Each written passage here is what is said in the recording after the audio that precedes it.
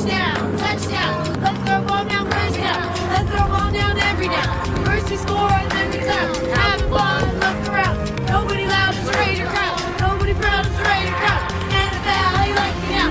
We gon' do this Vegas style. Nothing but action up, old guys. Hit the goal, run you over, goal. Jumping over, going crazy. So lose your mind. In the black hole, here's the goal. Super Bowl, everybody here, get that goal.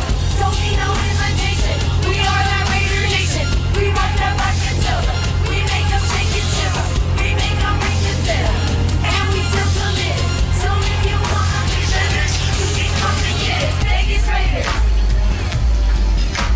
Just win, baby. We are the Vegas Raiders. Just win, baby. Al Davis, John Madden, Greg Papa, and Derek Madden. He's Pirate, Ken Stabler, always will be a Vegas Raider. Art Shell, Gene Shaw, Jack Tatum, True Outlaw. That is Brad Political, Lester Hayes, picking out Brown Brothers, Billy and Tim, Puckett Auto, y'all know Jim, y'all know Lyle, y'all know Ted, Atkinson, Machusen, Jay Kessler, Cliff Rip, Tom Ford, the Ticket, Ford, Fonda, Howard Rowe, Marcus Allen, come back home, Vegas Raiders. Just win, baby. We are the Vegas Raiders. Just win, baby. Am I live? Yeah, let's make sure that makes I'm live right now. Hey, everybody. Happy Friday. I'm live now. We're good? Okay. I said I'm live. So, yeah, there I am. All right. Happy Friday, everybody. Today is day... Wait, I keep on losing track. Day 5, no sugar. Day 8, no alcohol. It's like 2 numbers, but I mean they change it every day. But like, and then I'll be like, wait, today I'm like, what is it again? And he's like, oh, I don't remember. And I'm like, oh Jesus, between the two of us. But yeah, so day 5. I keep saying I'm wrong. Like I'm like, oh wait, but yeah, we're feeling actually. So today, Misa and Handling the Howards. Oh, hello, Handling the Howards and Misa. Welcome everybody. I'm really happy today because today is day 5 of the no sugar, and day 5 of like, no being unhealthy in any way where I was, doing an eating disorder. So today I finally woke up not bloated. Like it was like the best day ever. Because for the last 4 days since we had stopped the sugar, I've been bloating. Like I've just been like bloated. Like it doesn't go away. It's like when I wake up, I'm bloated. When I go to bed, I'm even more bloated. But when I wake up, I'm still bloated. So this morning was the first time. So I actually went to work this morning, and it just worked out. Like it was like, you never know when I'm going to go to work with my job. So it just was perfect. Like I was like, oh, I could work this morning. And then someone's like, oh, I want to see you right now. I'm like, okay, there we go. So we went down to the strip and that was fun. I'm still a little bit like not super comfortable with like, okay, I know I look fine and I know I look, we're just all, oh, you look great. You look better than anyone else down there. And I'm like, on the strip and I'm like, I know I look fine, but like I still don't feel like the way I normally feel. So I'm like today at like 80% or like 75%. But it was good to get back out, like to just like put on try to put on a sexy dress and things like that. And because when you're not feeling like that confident, it's hard. But today I'm getting my confidence back. But it was hard when I was bloated because I just was like, oh, I just didn't feel good and stuff. And it was nice to get back to work because I actually don't like just sitting around, and I hate sleeping all day. I like sleep. I mean, don't get me wrong. You guys know I like sleep, but I don't like sleeping all day. Like I don't like that at all. Like I hate that actually. So when something is going on where I have to sleep, it drives me nuts. So I was in bed a lot. I went to sleep really early last night. We were gonna watch Big Brother because I guess it was Thursday, and I thought it was Wednesday night. I'm so out of whack with these things. But we didn't even make it. It was like at 8 p.m. I think we fell asleep at like 6:30. We're like, oh, we'll wake up and watch it later. Yeah, right. But so far I've only had breakfast, so that's why I'm feeling pretty good. But I'm already starting to bloat a bit. But by lunch, then dinner, it gets worse. But I'm very happy to be moving towards health.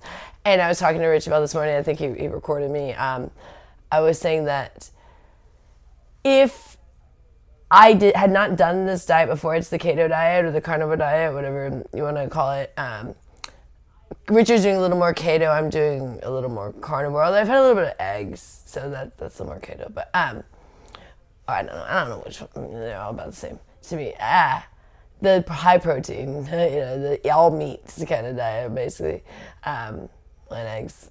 I don't eat many eggs, but I'll eat a couple bites here and there of some eggs. But Richard likes to eat the eggs pretty much every day. But anywho, what was I gonna say? I forgot what I was just gonna say. But if I had not done this in the past, I would be so frustrated because the last several days have just been miserable.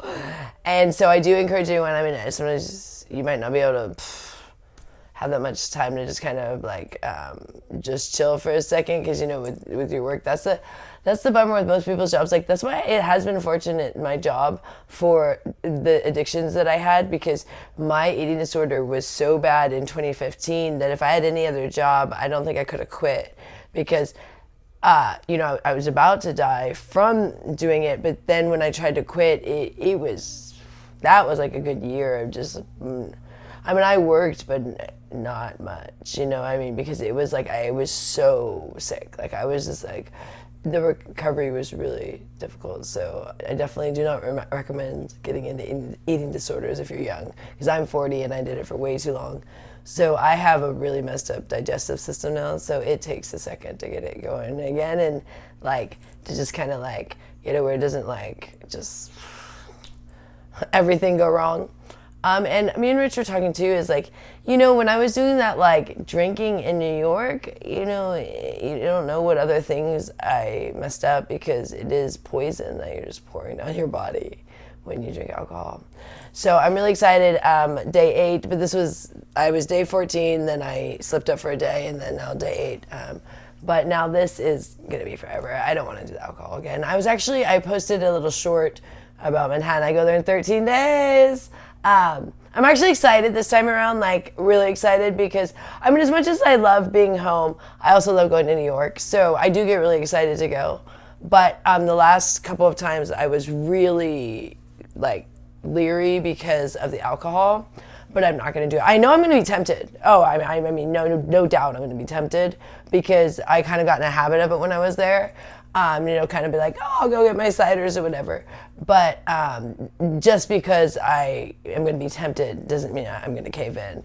And I don't want to. So I put up that short, and in that short, I can literally see the times when I wasn't drinking, when I was, and it's just so drastic in everything, even in my looks, but also just kind of in my mannerisms, even in the photos. I don't like it as much when I'm drinking. I don't like how I look. I don't like the faces I'm making or the smiles. It's different. And it's weirder for me to look at it when I know I was not sober at that time versus the times I'm sober. And I'm I just like that better. I just like everything about the sober thing better. I like how I look. I like how I feel. I like how I don't feel guilty all the time, So what we consider sober is what some people consider California sober is the smoking weed. So you guys are sober, you smoke weed. I do smoke weed. And someone was saying yesterday about that I was saying that alcohol is keto. No, by no means is alcohol keto. That's what I was saying. When I do alcohol, I'm off the keto. And that's what really threw me off, because when I was then trying to quit the alcohol, then I was craving sugar more. So then it was then I might have to have some sugar. So then I kind of started having sugar, and then I had to get off the sugar. So it was a little bit of a vicious cycle, or vicious, not cycle would mean you were going to repeat it, but more it was quite a process to get off of the alcohol from New York, to where it's not even worth it. I'm just now kind of getting back to normal, and I'm about to go back. It's just when I go this often, I can't be doing that. So I'm really excited to not do the alcohol. I know it's going to be hard, but once I first get there and go okay, I'm not going to do it, then it won't be that hard, because then I'll just do it to just whatever my new routine, because I'm this routine person. So once I pop into a new routine, I won't be thinking about the other routine. So it'll only be hard probably the first first Get 2 back to days. being Jedi joy. Yeah, whatever it is that I do. I mean, every trip's different, so, depending the area I'm in, whatever thing I get into, but I always am walking around Mark and finding Fusion says fun hello. things. So, hi, Mark Fusion. Hey. I love Mark Fusion. You guys should check out Mark Fusion stuff. He's always like watching fun videos, and he's got other fun like bloggers up there, like just interesting people. So he's always, and he does a lot of good things about Grace Thorpe, and he does nice videos about me, which is very fortunate. Like, and that doesn't happen very often. So thank you. Dark Uncle does borderline nice. Dark Uncle does interesting Borderline. videos. I sometimes I don't know where he's going with his videos. Dark Uncle is a very interesting person. We like Dark Uncle because he's a very interesting is the best word. Like, I don't always understand his comments. I don't know what Just it some means. dude says it It's takes like about on 22 another days to level. completely break a habit. Say what? It takes 22 days. Yeah, no, but that's what I've already done here. So if I was going to New York, like, just off alcohol, Not a chance. that would be ridiculous. If I was like day 3 off alcohol and trying to go to New York. But I'm now day 8 after 2 weeks, but then I good still morning. have 13 more days. So by the time I get to New York, I'll be 3 weeks off alcohol, but that was also with only one slip up of 2 more weeks on there. So 5 weeks. And I've been off alcohol for years before, so it wasn't like my first rodeo. It was more like it had just become a little bit of a habit when I went to New York. And now I'm breaking that habit this trip. And I'm feeling good about it, where I would be very upset with myself if I went the other way. And Richard, gives me flexibility, but it's one of those things that I'm just like, I don't want to. And I'm not happy with how I look or how I feel on alcohol. And I also just don't like what I do on alcohol. I act a fool. And it's also expensive. I mean, it's like something that I shouldn't be doing that also is an added expense. So it's just kind of like, you're spending all this money, makes no sense. you're getting wasted, you're not looking good, you're not feeling good, you're not really doing what you need to do in New York. And since I was getting the money, but I probably could get more being with no alcohol the whole time, you know what I mean? Like, I hate to say sober because people are like, oh, you guys do weed. But, so I say, alcohol. But I don't really do much weed in New York either, so it's pretty much just sober the whole time there. Maybe I'll get some weed since I'm not doing the alcohol, but their dispensaries are expensive. But maybe I'll go but they have different stuff than here. They have pre-rolls and stuff, but I like to do like, if I can't smoke it, I like to do like a concentrate on some level, but their concentrates are very different than our concentrates. One time I was there and I got these pills. They had pills, which I didn't like that much. Like the THC was in the pills. That was kind of weird. They were all right, but they were not cheapy. They were like, I don't remember if they were 50 or 100. I can't remember because that was like in, I think 2023 or 2024. I can't remember. But anyways, I'm looking forward to going back, and I know it's going to be like a hard thing for me when I first get there to not do the alcohol, but I know that I'm gonna feel really good about it, and I've dealt with this many times in my life, so not necessarily after doing a bunch of trips to New York, but I'm saying like I've gotten sober many times, and because I'm an alcoholic, so and this time I just don't want to go back there again. I'm 40 now, and I actually today my client was 40, and we were talking about. I've now kind of like fully just kind of talked about my age with most of my clients, because there used to be this thing where you kind of like fudge your age a little bit, in this business. But at my age now, I kind of like, how young do I look? So it's like, whatever. So most people, I just say my age. And he said he was 40 as well, and even born in March too, which is funny. But I was like, did you feel like you kind of like grew up when you turned 40? He's like, yeah, I really did. He's like, and I even like my doctors are treating me different. Like they're now like having me on different things. He's like, oh, you're 40 now. I'm like, we're like in midlife. It is. It's weird. I didn't realize it was going to be like that. I knew 40 was going to be significant for me because of my mom. That I knew that it was going to be like, because she died when I was 20. So I knew that 40 was going to be like, okay, you're 40, which everyone, said 40 years, but also it's 20 years. She was alive 20 years, she's dead. So I knew but yeah, it was really transitional, and it was just happened in March, where I'm like, wow. But good news, Gloria's bed frame thing will be set up today. They're coming today, this afternoon. And Gloria's at the gym again. Richard drove her over there this time, which we like to drive her, but sometimes she likes to walk. And the other good news, she wants to go dancing tonight. So Gloria is feeling. Oh, she cleaned the stove top this morning too when we were gone. Because I've been doing the kitchen, but I haven't had time because I haven't been feeling that well.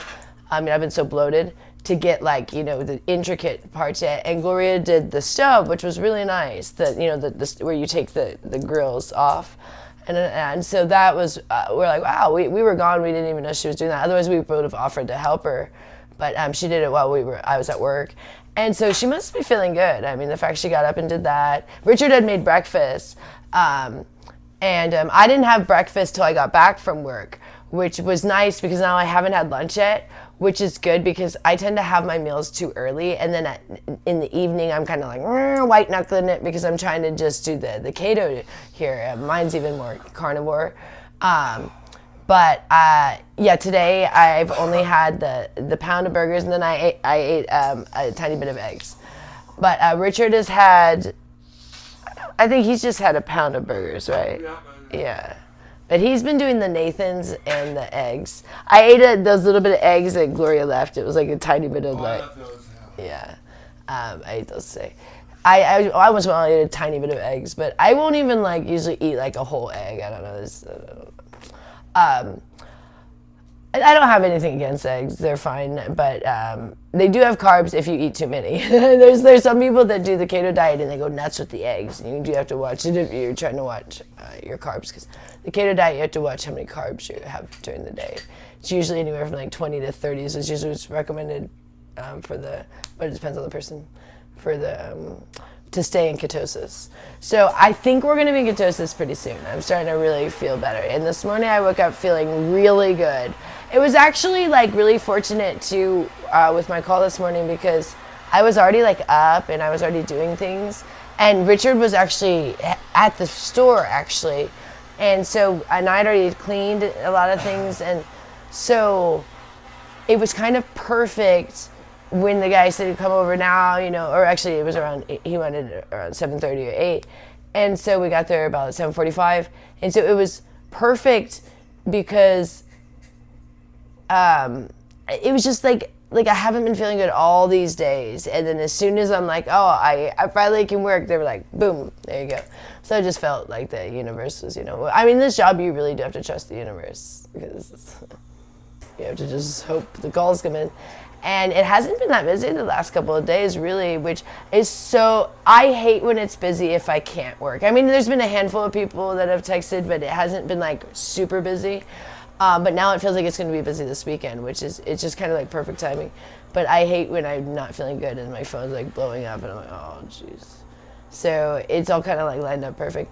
And then, I'm looking really forward to New York. We're definitely going to make it financially. Now, I'll see a handful more clients in Vegas, but it's going to work out. And what else? What else has been going on here?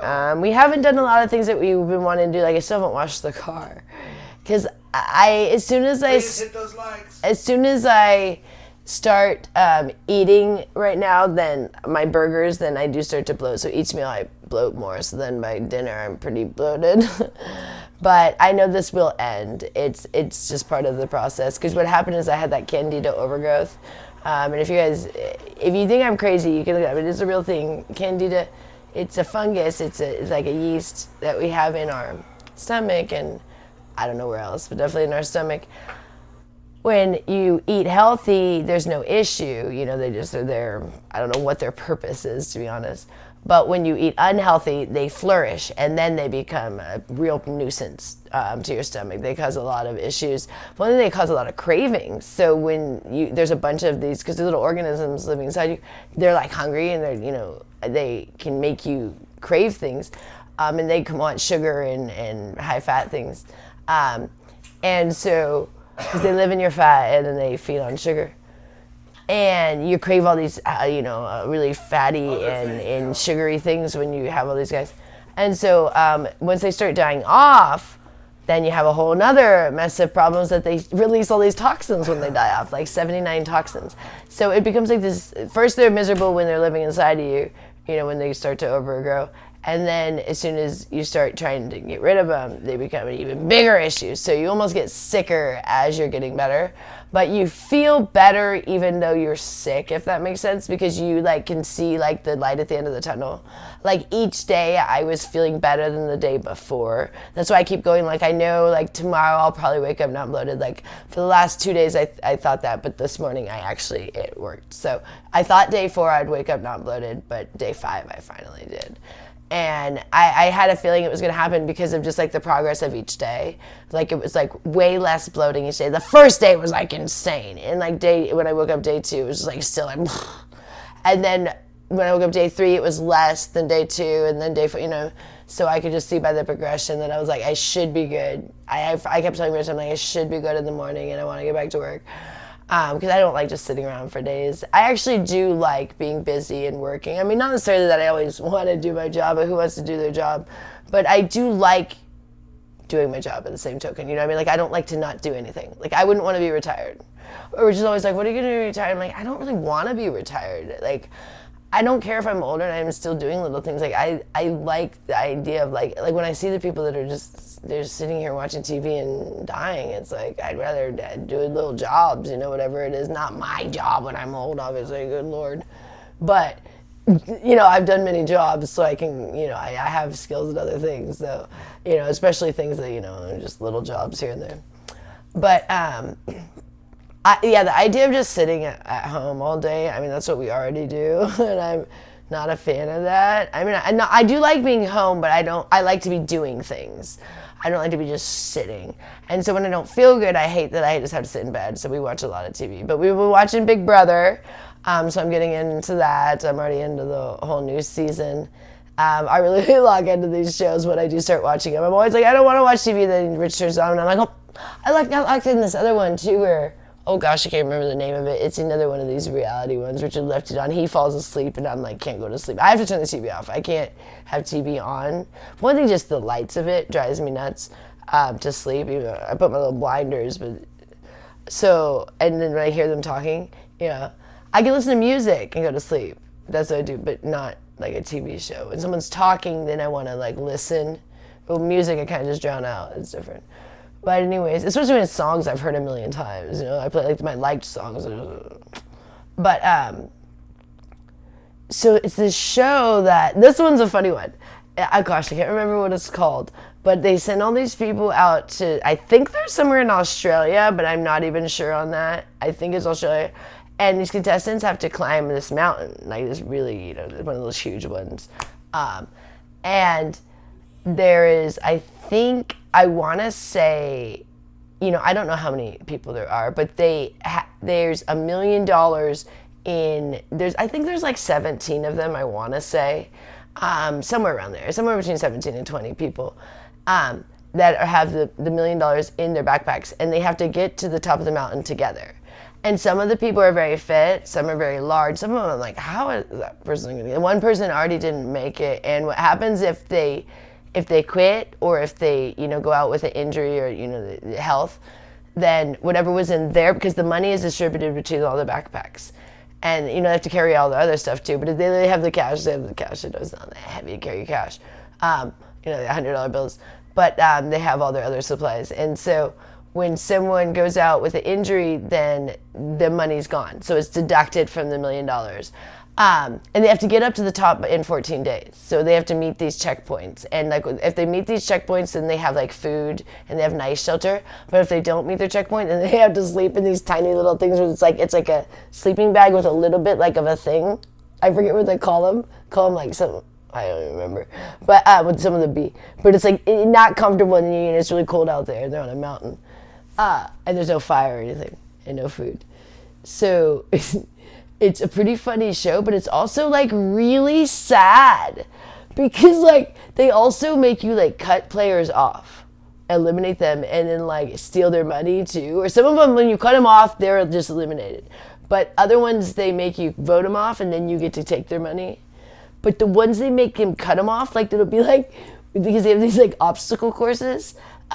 and like they're really hard, where it's like something not like obstacle course of like stuff. It'll be like a swinging bridge that's really difficult to cross and really scary and wobbling, and like a rope bridge, or like this insane rope ladder that way up, and it's just like really scary. And some of the people are just like, have a fear of heights. I'm like, why would you go on this show if you have fear of heights? But whatever. That I don't even understand. But one of the guys, they have everyone cross this bridge, and as they get over, they tell them what's going to happen, but they don't know until they get over, and they're like, oh, the last person's going to get cut. But so the last person doesn't know, and they had him walk all the way to the middle of the bridge. Oh, hey guys, I'm coming. I love you guys. You guys are the best, because they're all becoming like friends. He's like this older guy, and they made him cut the thing, because they have like they have like bungee cords or whatever with their attached to them, so they spring up. But like he's walking on this rope, and they cut the bridge, and and I started crying. I was like, this is terrible. They were all crying too, though. They weren't happy about it, though. Everybody's crying. It was like, that is mean. But then when I watched it the second time, I laughed, because I was like, this is ridiculous. I can't believe they made these people do this. But it's a pretty funny show. I don't know. I've only got like a couple episodes. But I was like, well, I gotta stop watching it for now. I gotta go to bed. But I'll wake up in the middle of that. So like I go to sleep early, but then I wake up. I don't sleep solid from like 5 p.m. or 6 p.m. That'd be ridiculous. I wake up a bunch of times. We do things throughout the night. And often Rich will put on a show, so that's when I watch the different things. But I don't remember what that show's called, but it's pretty funny. What's that show called where they cut the poor guy on the bridge? Oh gosh, I forget. Summit or something? The Summit, I think it's called, or something like that. It's pretty funny. Well, it's sad. I was actually bawling when I watched it the first time, but then I made Rich watch it because he had fallen asleep, and I started laughing, and he's like, oh, this isn't funny. I was like, I didn't laugh the first time, but the second time it is kind of funny when you think about it. Like, what's going to happen? This is terrible. Because they all become, like, close, when you do these little journeys together, like, even on, like, Big Brother. But I felt bad with Big Brother. The guy got cut last night. He was a sweet kid, but... the guy, the first person is always the worst.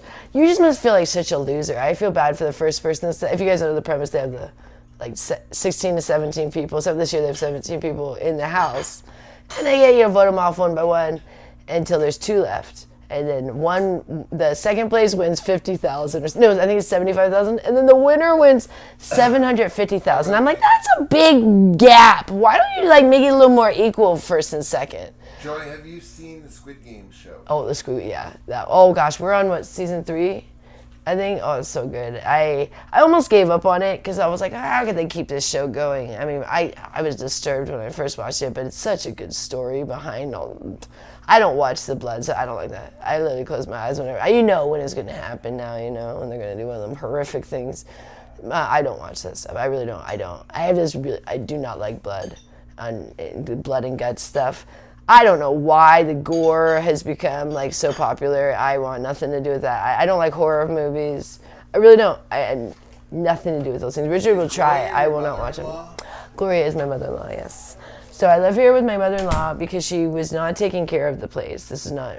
People like to say, because we had things going on, but we could have got our own place in a second. And believe me, we left many times, but we came back because this place was a disaster and no one was going to make it better, and it was in foreclosure, and in Anglory were going to be homeless, and where were they going to go? For one thing, we were going to have to figure out where they were going to go, and there was no place that was going to...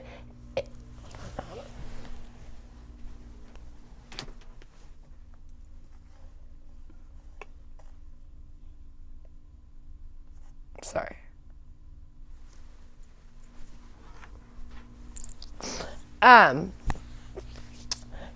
So anyways, someone called and then he answered. I don't know what I was talking about. Oh, so we realized that with Annette her condition was so bad. So Annette has schizoaffective disorder, my sister-in-law. And her condition was so bad there that there was no place that would have accepted them. There's no way they could have stayed in an apartment or stayed in even a rented house.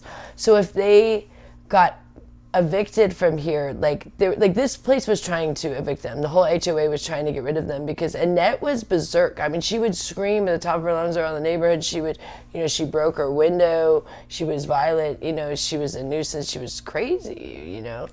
And she scared people. Because you never, when someone's crazy and you don't know what they're going to do. So it scared these older people because it's a retirement community. So they were trying to vote to get them out of here, but they never succeeded. And luckily when we moved in, now they don't want that because we've taken care of the place. But Gloria was not paying the HOA. She was not paying her mortgage. And so they'd already been banned from all of the facilities, like the club that Gloria goes to now, where she's at now. But they would have been so screwed because if they tried to move anywhere, which one thing, they had no money. Okay, so right there, Gloria had spent all of the money that she had, and she had a lot. When Richard's father died, there was like a lot because she had sold the house and everything, and we did not expect her to blow through it, but she's a gambler. She's not anymore, she's not into that anymore. She got over it, I guess. She's like, oh. But she was gambling a lot when, after Richard's father died in 2011. And so from 2014 to basically to 2022, she was gambling and not paying her bills. And she doesn't have any concept of money. So it had gotten so out of hand that it was just we couldn't leave. And I didn't want to be here because that place was overtaken. She was a hoarder. It was disgusting, but it was also so much crap everywhere. This room was, but there was hundreds of mice, and bed bugs were just flourishing everywhere. It was insane. I mean, you could see them everywhere. They just crawled over the bed. It was all day long. I mean, it wasn't like they were a nighttime thing. They were just swarms. So I was like, I don't want to live in those conditions, but I just realized, it's Richard's family, and, they're mine too. And I've known them since 2012, and they took me in when, my family was not being very accepting. And, it basically kicked me out for my eating disorder. And mainly the eating disorder, not really even the alcohol, because that I quit many times, just the eating disorder. But, so it just, I don't know, it just made sense. But it was hard because this is a 2-bedroom. But we've all kind of made a little space, so people still give us crap because Gloria doesn't have her own room. But we actually, at first, had no intention of taking this room. We were just all, we didn't really have we didn't know what we were gonna do. We thought probably we'd get it set up for them and then leave, but then we realized we couldn't leave them. We realized the reason why it had gotten so bad is because they can't be alone. And we're the ones that take Annette to the doctor. She would be berserk again because Annette, without her meds, she's insane. And I mean, she has very bad schizoaffective disorder where we thought for a second too that maybe she wouldn't need her meds when she stopped taking them, because now she does the injection. It's only once a month. But when we first got her on the meds, when we first got here, and I think it was must have been 2023, we got her on the meds because we didn't first get her. She'd gotten arrested and from just being berserk out in public, and so the cops arrested her and then got her on her meds, and so we kept her on her meds. But then one time they didn't have her medicine on time, and she got off of it by a week, and then she didn't want to take it anymore. And we kept thinking, well, maybe she's all right, because she was doing really well. And then we just every day saw her deteriorate. It was oh gosh, and she would not. Every day we tried again to get her to take her medicine. She was every day it was no. And so then we stopped even trying because it was she was getting belligerent when we would try to even talk about it, because she was just going berserk, and it was really hard for us to watch. And then it was that time that the pancake incident that the infamous pancake, the next day is when Annette wanted to go to the hospital, but it wasn't that she volunteered to first go to the hospital. It was she wasn't eating, and we said, do you want to eat or do you want us to take you to the hospital? And she had always just been F you or whatever, I'm not gonna do either. But this time she just said, I'll go to the hospital, because she didn't want to eat. She was starving herself, because she does that when she gets off her med. She doesn't eat either, and she doesn't sleep. She just gets worse and worse each day, and she just smokes cigarettes all day. That's it. and just walks a million miles an hour. She doesn't even sit down. She's like we've got like a spring when she's off her med. She's like a spring. It's like she sits down for like 5 seconds, and springs up. It's like, woo. And so it's so important that we're here just for that alone. Because Gloria doesn't even know she goes to the doctor. Like, she was like shocked we were taking her the other day. She's like, oh, like, and we've been taking her every month since we've been here to the doctor, except for when she got off for that short time. And even during that time, we were taking her every month. But then once she missed it by a week of not taking her meds, she wouldn't get back on. So then she wouldn't go to the doctor again until that hospital incident. I don't remember how many months it was that she was off before that March incident, because that was March 27th, 2023, I think, yeah. Must have been, yeah. Because now, the last 2 years, she's been seeing this other doctor. And it's hard to, it's crazy, so like, we've been now here, yeah, a little over 2 years, so,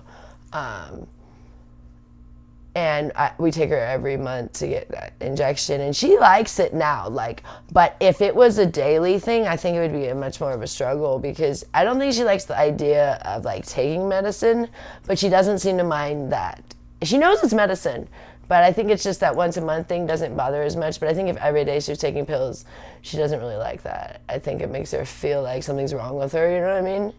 Whereas I think this, well, for one thing, I think she has a little crush on her doctor. He's pretty handsome, and I really likes it. And I think she likes to go by herself now because, you know, I think she has a little crush on him. And it's usually on a video screen. It's not usually, he's very rarely in person.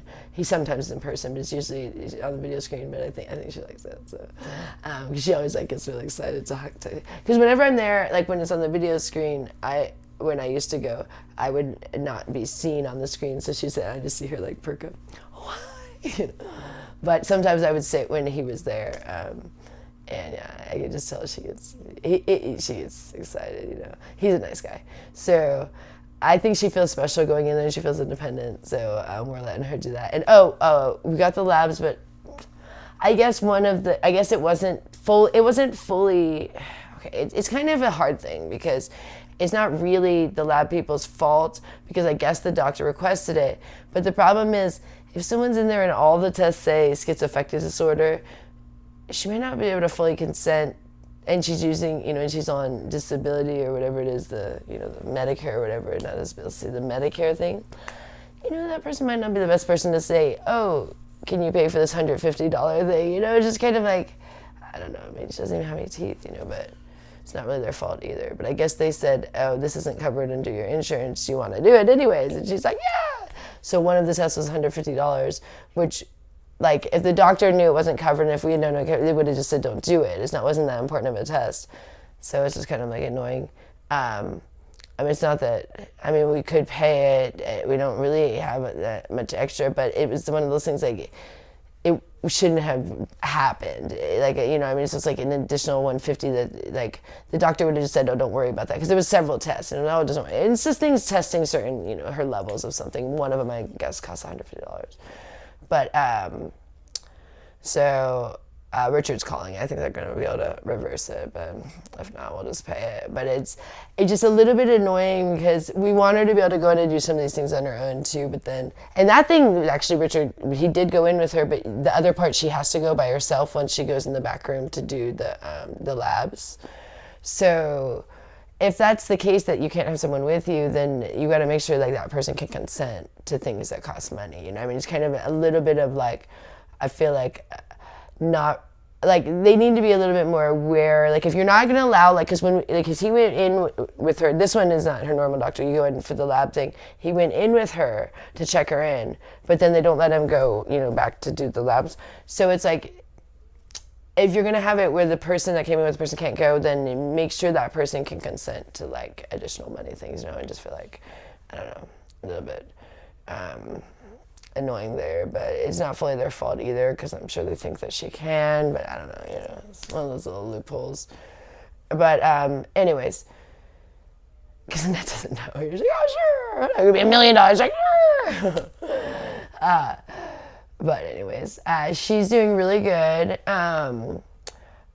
her and Gloria are both excited to go dancing tonight. She's getting a little bit. I get a little bit worried about her when she does the caffeine because she's been doing a little more caffeine where she's up a little bit more. Like she's sleeping now during the day because she was kind of like up all night, but she's only doing a little bit of tea, but we were doing the decaf and then we kind of wanted to just like give Gloria and Annette a little more freedom of like, you know what, they used to have a lot of caffeine and that was too much for her schizoaffective disorder, but maybe a little bit of tea. But I am noticing a little bit of difference. And what happens is she starts to kind of like shut out a little more where when you go to talk to her, she's like in a little bit more of another world. Whereas when she doesn't have the caffeine, she's a little more present. But I do know that I think she kind of likes a little bit of that state. And I feel like when she has like no caffeine and when she's fully like medicated, then she's kind of a little bit too much docile, zombie-like, you know what I mean? So it's kind of like one of those things like, I think it's going to be okay, but I do get a little bit worried because I just don't want her to revert back because I know she doesn't feel good that way. Like, I know she feels better when she's not like hearing like a million voices, you know what I mean? But maybe a little bit doesn't bother her, I don't know. She seems to like it a little bit more and it keeps her a little more active because when she doesn't hear any voices, then she seems to just sleep all day.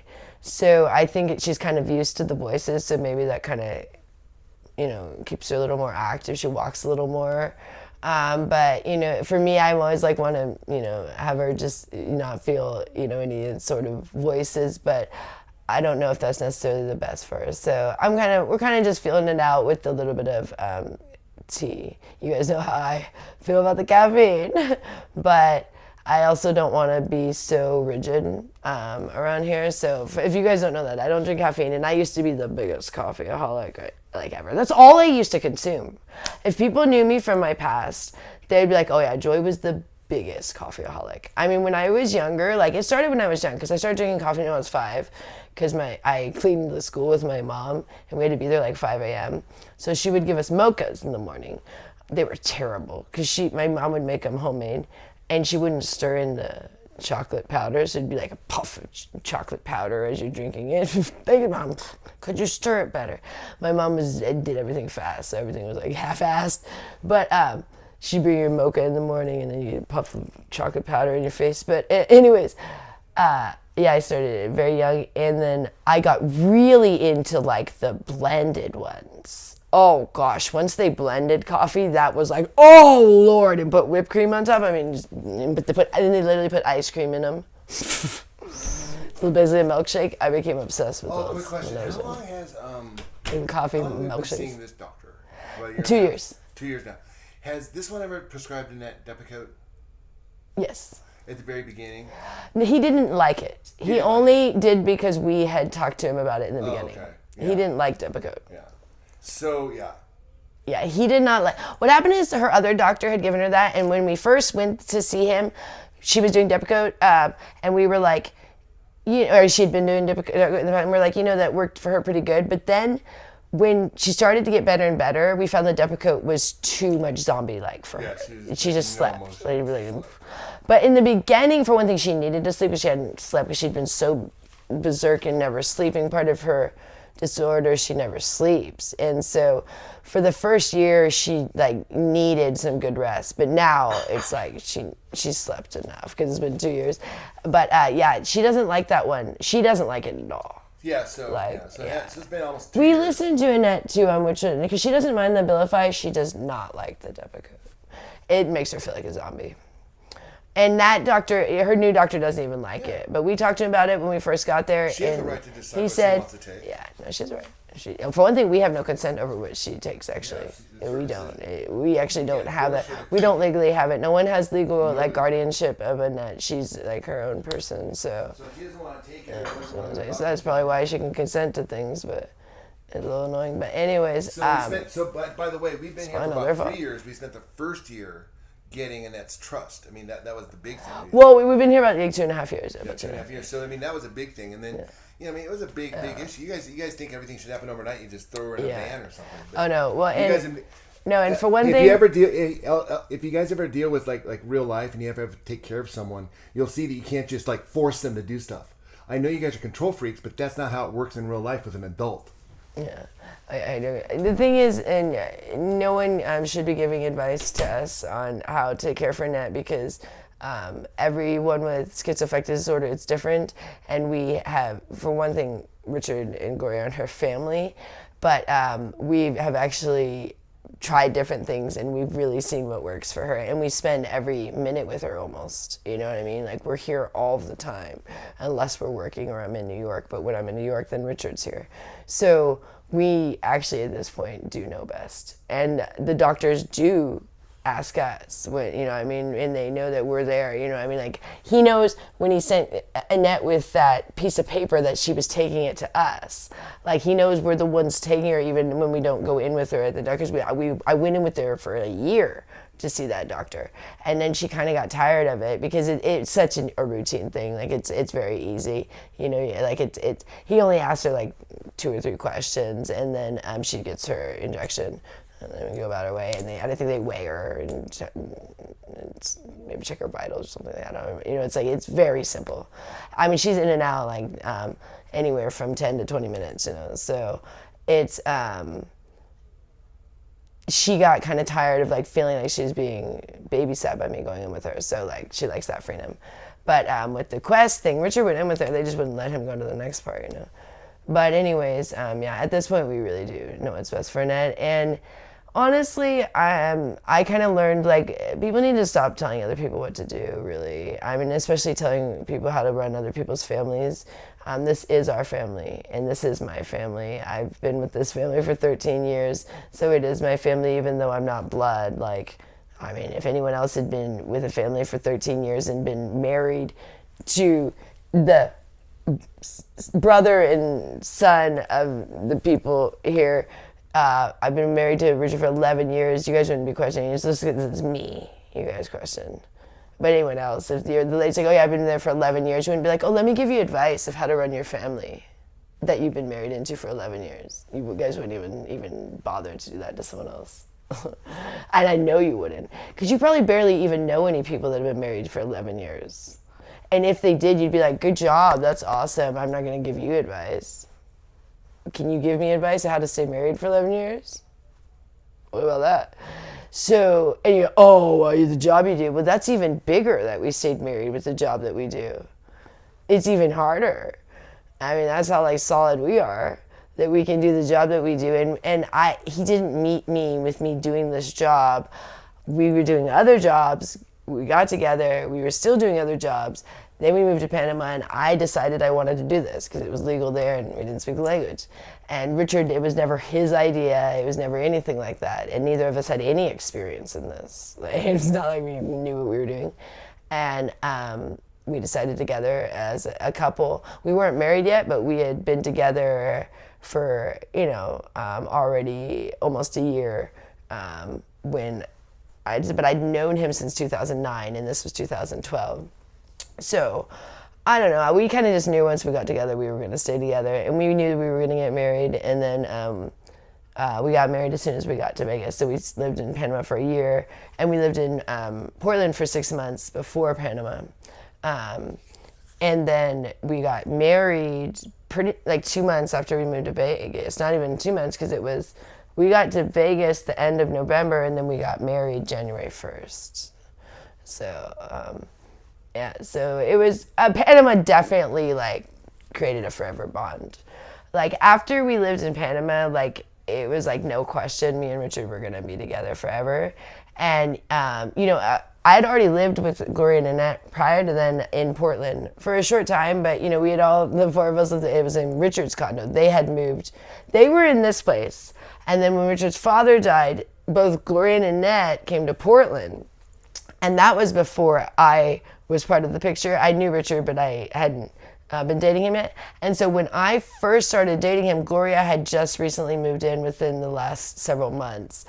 And it was weird for me because I knew Richard before, and I'd been to his place before, not in a romantic sense, but from friends of friends, because Richard always held huge parties, and we all knew each other, and he was next door neighbor to my ex-boyfriend.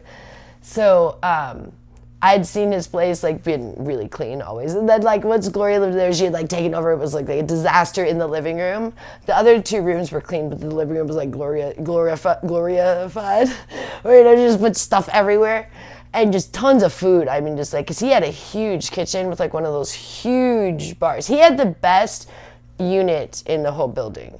Like it was only on the 2nd floor, but that's because they put this massive patio, and I don't know why they didn't want it higher up, but that's how they designed this condo, that the way to have the best patio and the best unit was to be on the 2nd floor instead of higher up. So Richard had this like massive patio that was only on the 2nd floor, so you were kind of like, people were just like right below you, and it was right by the Geldwin Timbers Stadium. And Richard had, season tickets for the soccer games, and so we would go to those. Me and Gloria went to a handful of games. Richard was usually working. Me and Richard actually never went to a game together because he was always working, I think. But I went several times with friends, and then me and Gloria went a couple of times. But it would be awesome because at the end of the games, like everyone would pile out, and we were just like right there. It was like right there with the, and then it was a 2-bedroom. Yeah, it was only a 2-bedroom. It was a condo, but it had this massive living room and massive kitchen. And so Gloria still was in the living room then, even though she could have been in the other room. So Annette was first in the 2nd bedroom, but then when Annette came to Vegas by herself, which is crazy.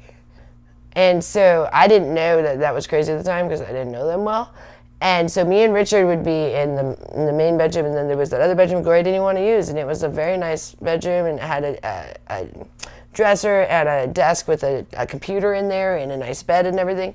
And she wanted to be in the living room, and there was a closet and everything, and she'd rather be in the living room. She didn't even use the closet in there. She's still like, it's like, this is always how she's been. So she still was on the couch then, and they had a dog then, so it'd be Gloria and the dog were on the couch, Koki, and her stuff was everywhere, and she would still be the same as she was. She was watching back then. She was always watching like Hell's Kitchen. She watches kitchen shows. I'd watch them with her, and still her novellas. But she would watch it. This is at Richard's place. She'd be in the living room and sleeping on the couch. Never slept in the bedroom. And then at some point, this house got broken into, and so then she freaked out and came down here. But I was like, good thing she finally came back. She was just like leaving Annette here by herself, which I didn't know was insane to do at the time. So then Gloria and Annette were here, and me and Richard stayed at the condo for until we moved to Panama. And then we were in Panama a year, and then we didn't go back to the condo because Richard had sold that, so we went to, we came back to Vegas. But we had never planned on moving in here. Like, we didn't even stay here when we first got here, because it's how crazy it was. Like, we couldn't even stay here one night. Like, Annette was so berserk that, like, we couldn't even stay for one night in this house when we came in 2013, when we came back from,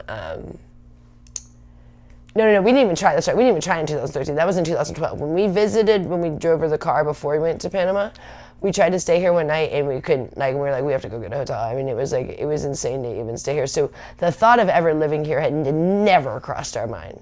We thought we were going to have to just like probably gut the house and try to sell it and eventually find another place for Gordon and Annette, or even, if we all were ever going to live together, like in a bigger place. We never thought that we'd all kind of try to live here or even make this place work, because I thought the place was kind of like done, because it was, the little bit that we had seen, she didn't let us inside very much, but we'd come in a couple times just like in the front door, and it was like, oof, I don't know if things are going to be salvageable. So what's going on? I don't know. What does the chat say?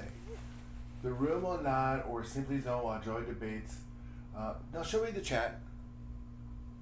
Say hi. Hey everybody. All right. Anyways, so I don't know the point. There's nothing up there. Okay, take your life. Okay, I don't know. This is like horrible things that people are writing, so that's why I don't read the chat. But anyways, so like whatever. But I can't wait to feel 100% now, because I really want to like get back to tanning stuff. Because I know my body is fine, and I know I take it too far, but it is hard when you're used to like your body being a certain way, and then when you do something like alcohol and it just totally throws you off, and then you go into like a daze for however many months basically before you wake up and go, oh geez, I better start taking care of myself again. So I'm in a little bit of that where I'm like, oh, I gotta pay the piper.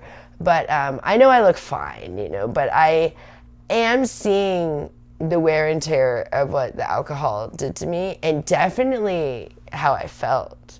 I mean, I didn't feel good at all when I first came home. Oh my gosh, if you guys remember, I was like in bed for like a week or two, like, which is like not good. Well, you guys didn't really know because we weren't really blogging, but I think a little bit that maybe we popped up, you know, in shorts or whatever, I was ill.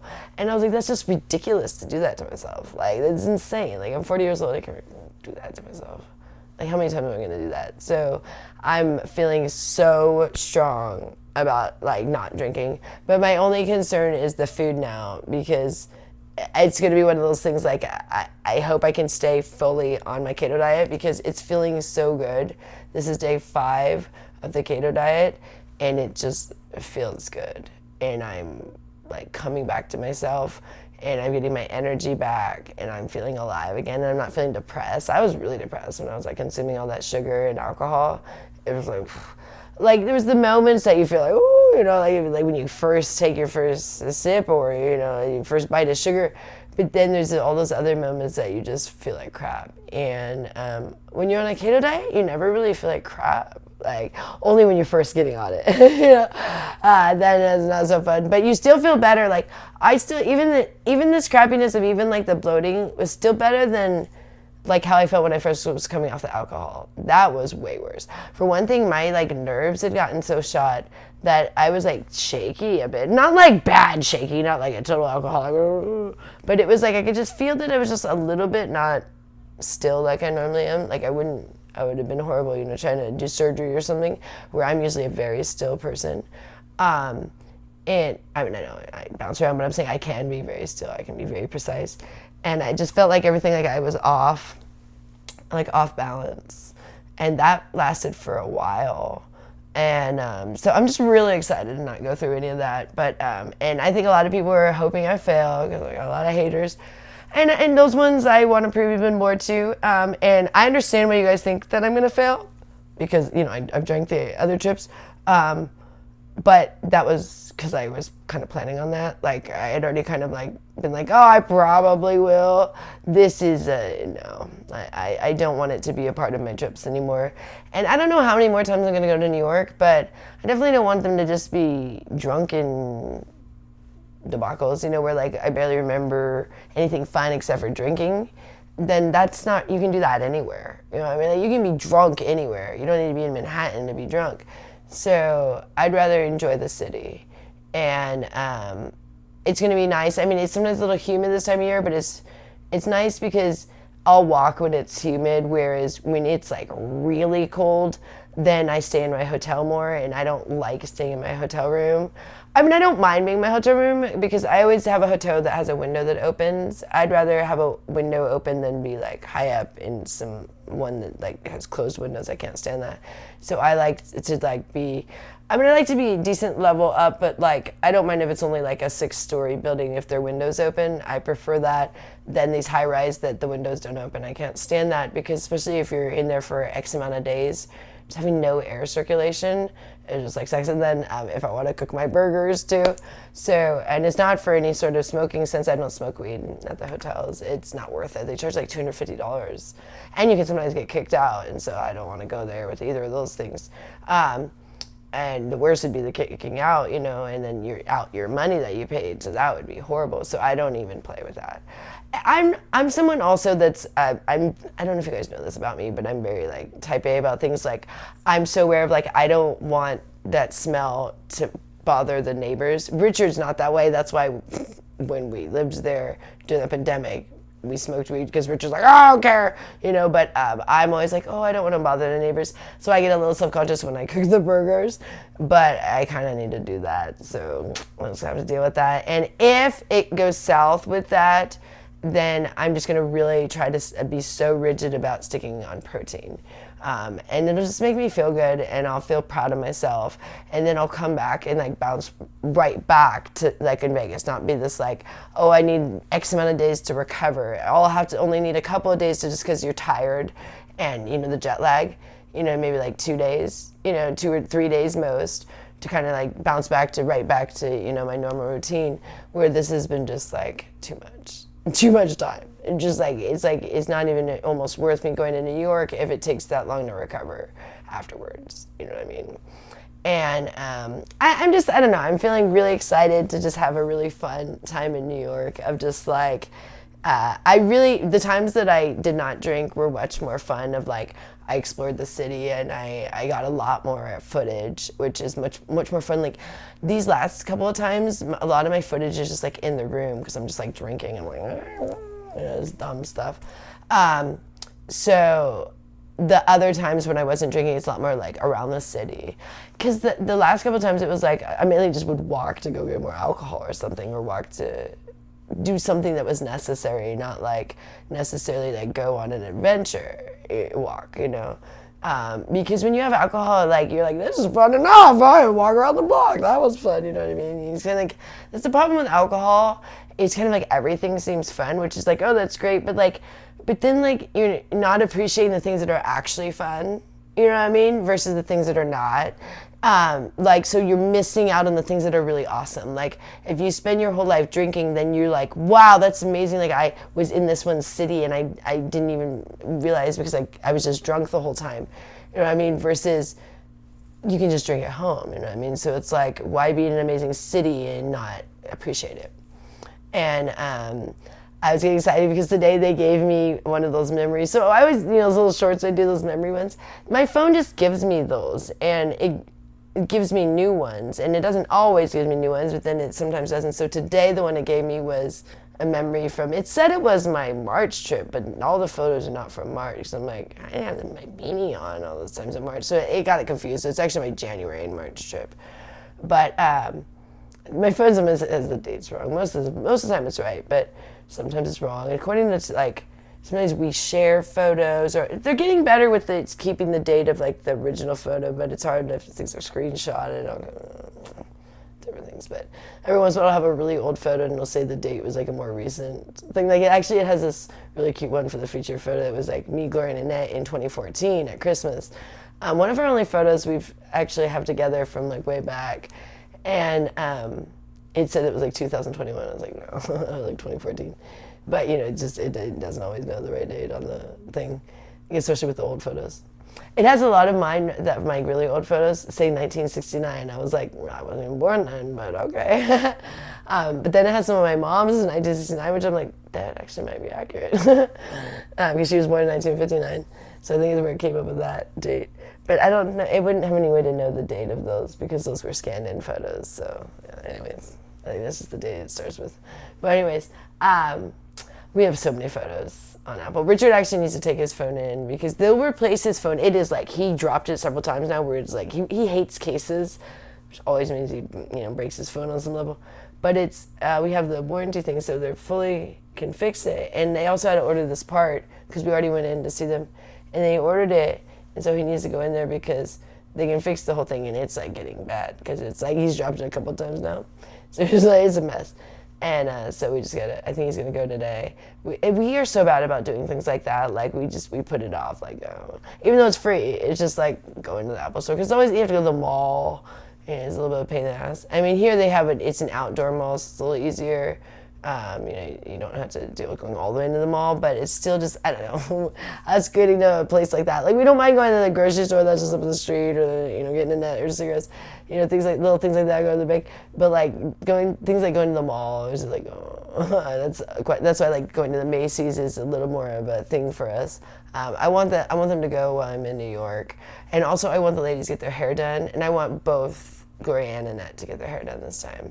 But we've been, pretty stretched because we've got all that stuff for Gloria's room, which they're going to set up the bed pretty soon, a couple hours here. Poor Gloria, it took so much longer than we wanted, and it just figures that it would go that way. And I feel bad too, because I know everyone's like hating on us for us that it took so long. And we had bought a temporary one that we thought, since this one's, but it was going to take so long and just as hard to put the temporary one together that I was, because it wasn't a temporary one like we bought it. It was someone would have it as their normal frame, but we thought it could be temporary for her. It's not like it was pop-up one, it was still going to take me like all day to set up and all day to take down. But I just feel so bad she's been on the ground. But tonight she will be off the ground. As long as, fingers crossed, there's no issue with this setup today. It's already paid for, so they better be on time. Tell you what. We set up the something. We thought it was when they drop it off that same people. We didn't know, but that makes sense with the delivery guys and the setup guys. But the problem was they wouldn't give us a date for the delivery. It was anytime before Friday until yesterday. And then they said, oh, today it'll arrive. Like, let us know on Wednesday not yesterday. They let us know on Wednesday that it would arrive Wednesday. And then, so I called and I said, for the setup, and they said, oh, the soonest setup is Saturday. I was like, oh, because I thought, I can't do it Wednesday or Thursday, or Friday. They said, well, we can do Friday. And they said we could do Friday as soon as. So they at least moved it one day forward. But I was like, that's kind of annoying that you don't give someone a time, like when an exact date. Like if we knew it was arriving Wednesday, we could have called sooner to say, can we have the set up for some time? But they just said before Friday, so we didn't know what day. And I mean, it's only a couple days, but still, it's just kind of annoying because then, someone gets their frame, but then can't set it up, and for a couple more days, and they probably already have their mattress. They're probably laying on the ground, most likely. But he's like, oh, you can set up yourself. It's a pain in the ass because this one is a lift one. Because I set up a Nets bed and that took me all day. And you say, what about Richard? He's just not as good at those things because it takes a lot of organization.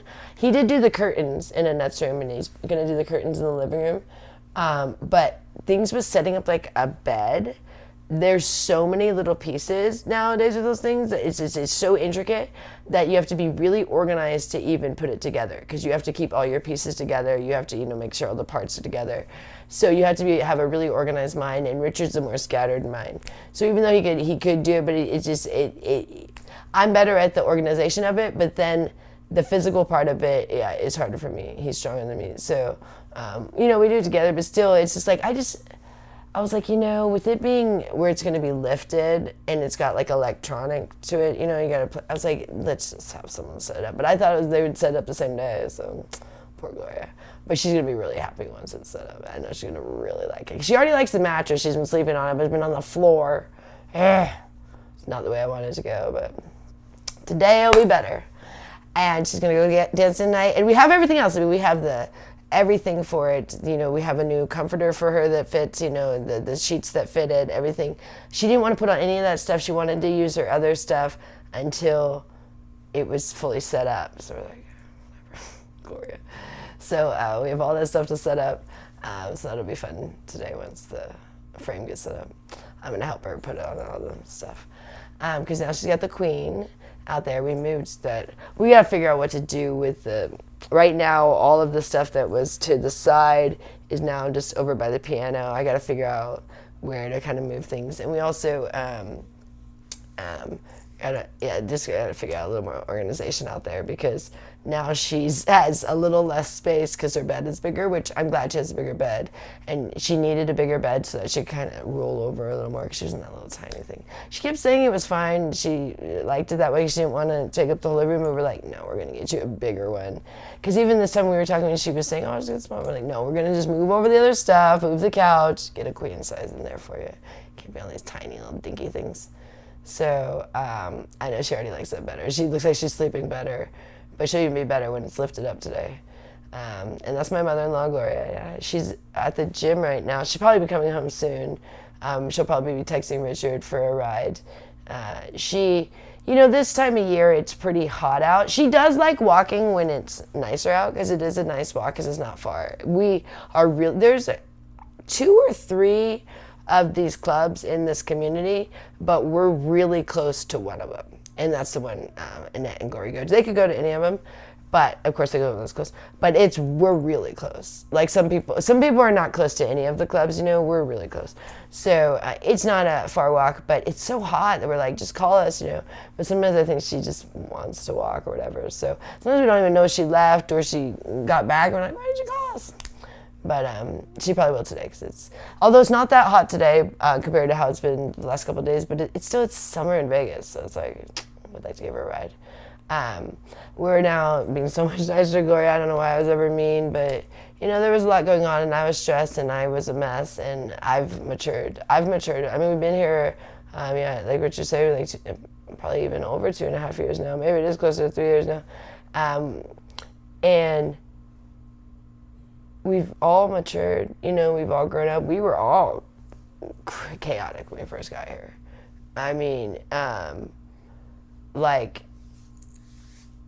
Gloria was pretty wacky when she was running around, always, going to the casinos and stuff. Spend all we could, at first, it was hard to even get control of, we need to, make sure we're not spending on things that are not necessary right now as we try. It was very hard in the beginning because money was just going every which way, and, they weren't paying their bills. So we're like, we need to try to get the money in the right spots, and it was hard because Gloria was gonna be homeless, but didn't want us to really kind of know what was going on. She was embarrassed, so it was a lot of this kind of embarrassment and kind of hiding of oh no, all my bills are fine, I'm paying all my bills. And we're like, no, you're not. And that's why we need to help out here. So it was a lot of craziness in the beginning, and then Annette was berserk, and then I was, dealing with my eating disorder a lot when we first got here, especially because it was very difficult being in this house with all this food. I wasn't used to that because for years when I had gotten off my eating disorder, we just didn't buy the things, So if you don't have anything in the house, it's much easier to resist it, I wouldn't go buy it at a store. So, but when it was literally just in the other room, it made it much harder. And so the first year was really hard for me here with that. So I was struggling with that. And also the alcohol, the first year here, just the first month really. But it was pretty wacky the first year, and then each year has gotten better and better. And so now we're moving into year 3, and I don't know, we're just really, everyone's getting along, everyone's kind of getting over their kind of addictions in a sense, we're all getting really healthy. Even Casper, he doesn't do carrots anymore. Him and Richard played that little game, which has just kept him so rambunctious now. So he's losing weight. He's not rapidly, which I think they say that's good, but he shouldn't lose weight rapidly. But he definitely is losing weight, and he's way more active. I mean, he all night he plays with his toys. He went nuts with his toys last night. They were all every which way. He was chewing on every single different one. He plays with all of them, moves them around. He's so cute. So I'm going to miss him when I'm in New York. But he's becoming a little bit less attached to me. I mean, he's still attached to me where we do our little cuddles, but not as much, which is way better because I didn't like how attached me and Casper were, and then I'd go to New York, and it was really hard for him. So him and Rich are getting a lot more attached because they play that little game with the little Timothy Hay, little cube, the balls. So Richard hides them in his cage, and then Casper goes. And I don't do it, so I let that be their thing, so that they can kind of bond more, so that when I'm gone, they kind of have that still. And Casper loves it now. He just ooh, and so he looks forward to it. We can't do it too many times because he can only have a certain, but he never knows when it's going to happen, so he's always looking forward to it. If he's always, when Rich comes in, and so it's kind of fun. So I like that because he used to be so obsessed with me, and so then when I would go to New York, he would get really depressed, and so I'm hoping this time he's a little more okay, because he's got Rich playing that little game with him. And I actually am feeling really good about this trip for that instance, because Casper seems like he's gonna handle it better, and the no alcohol, and I think I'm gonna stay pretty strong with the food too. I really don't think I'm gonna struggle, because I think by the time I get there, it'll be, so this is day 5, I have 13 more days. That'll be 18 days of the keto diet by the time I get to New York. That's a lot of days of no sugar that you don't want sugar at that point. I know how it feels when you're that many days into it, because then you're fully in ketosis and you're feeling strong because you just got into ketosis, like in the sense of like it hasn't been like, you have been doing this for years. It's like you're like, I had just experienced what it felt like not to be, so it's gonna be like, oh, so refreshing, because I'm already like I said, each day I feel better, and that's where I have like all that energy. And then as soon as I do the sugar, I get a little bit of energy from the sugar, but then I zonk out because all that insulin kicks in that I'm not used to. And if you haven't been, especially if you're not used to sugar, then you might get a little excited for a minute, but then you get extra tired when the insulin kicks in, because I'm not used to that much insulin kicking into my system. And so I sleep a lot when I consume sugar, and a lot more active and just have a lot of energy when I do the keto diet. I just like it better. Like I just like my overall psyche and everything. So I feel like since it's going to be kind of a fresh thing, that it's going to want me to stay committed even more. Because sometimes if it's been too long, you might forget what it feels like to feel crappy. But this is going to be fresh enough that I'll be like, oh gosh, that was less than a month ago when I was hunched over in bed, and we're like in bed for 2 weeks after the drinking, or whatever thing, so I can be reminded very recently. So and I'm going to keep reminding myself, like if I think that it's because, oh, it's a good idea, I'm like, oh, no, and I can keep telling myself these things. And that's another easy way to get through any temptation, is just remind yourself what it was like when you just did that thing. And for me, it was bad. So that's good that my most recent experiences were just like so health-wise bad, because I can easily recall that. You know what I mean? Whereas in the past, I've stopped when maybe I didn't realize my health was as bad, like, so I kind of was like unaware. So you're like, oh, whatever, and you're still like kind of like I said, like fantasizing about it. But when you just quit and it was like pretty treacherous, then you're like, oh, do I really want to go through that again? You know what I mean? Like you really just, no. And like I said, as you get older, the really wild ups and downs become less attractive to you. Like being more even keel becomes more like your style. Yeah, I'm good. I don't need the extremes of the bouncing off the ceilings or the real lows. You know what I mean? I just like because I have a pretty fun disposition about me without alcohol or sugar. Like my normal, like I'm very energetic, and I go swing on swings and do those things. Those are not like drunk things I do. Those are like just me things. I do cartwheels in the park. Those are sober things I do. And so I like doing silly little things, and I find I do those things less when I drink. For one thing, I'll fall, hurt myself. So I'm more, if anything, boring when I drink. Like I just become like, I just walk around and do nothing. But when I'm sober, I'm a lot more like fun and ambitious and adventurous. So I'm looking forward to that, actually, because I really feel like my last trip kind of sucked, in the sense of like I didn't feel good a lot of days. I woke up not feeling good a lot of days because I was drinking too much, and it was just like, oof. And I didn't like that, because I'm like, I'm in New York, I want to feel good, and the last day I felt really gross. Like I woke up and I decided to drink because I didn't feel good, but then I had to catch my flight that day, and it was bad because I got to where I drank where I wanted to sleep. Like when you drink and you're like, I want to go to sleep. And then I needed to go to I didn't even need to go to the airport yet, but I had to leave my hotel, so I had to go to the airport. And it was just one of those things like, this is bad because I'm really tired. And, if I did fall asleep, I could miss my flight, and this is just not a good situation I put myself in. And then my stomach was upset. And I remember getting to the airport and just not feeling good and being like, oh, I had to sit there for several hours too. And I was like, why did I do this to myself? And just being like, trying to keep myself awake because I don't want to miss my flight. But then as soon as I got on the flight, I was like out. And then when I got home, I told Richard, I'm going to need some alcohol, because I hadn't had alcohol since the morning. But I said, I'm going to have some alcohol because I just don't feel well. But make sure you have some for me when you get home. And so he had got some ciders for me, but I was wanting to quit, but I just felt too crappy. And then, so when the drive from the airport home was like miserable, I felt I was so uneasy, I felt so sick.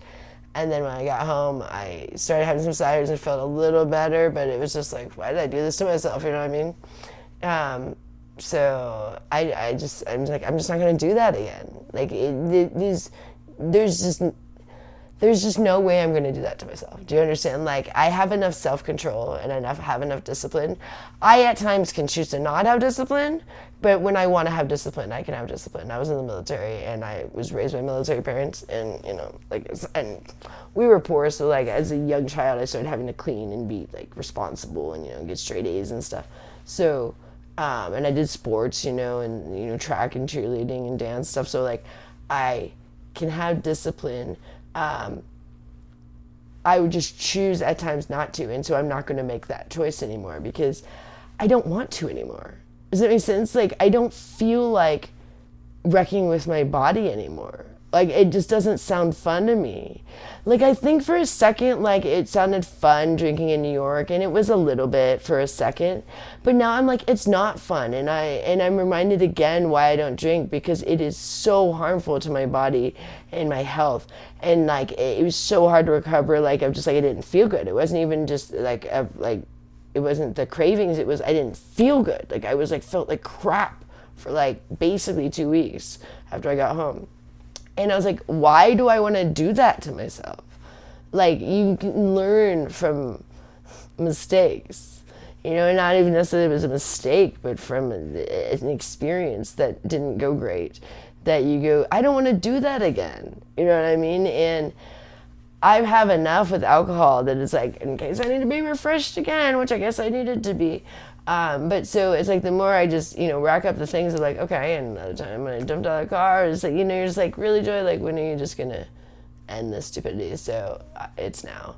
And I just feel, as soon as I decided I wasn't going to drink anymore, I felt like a wave of relief.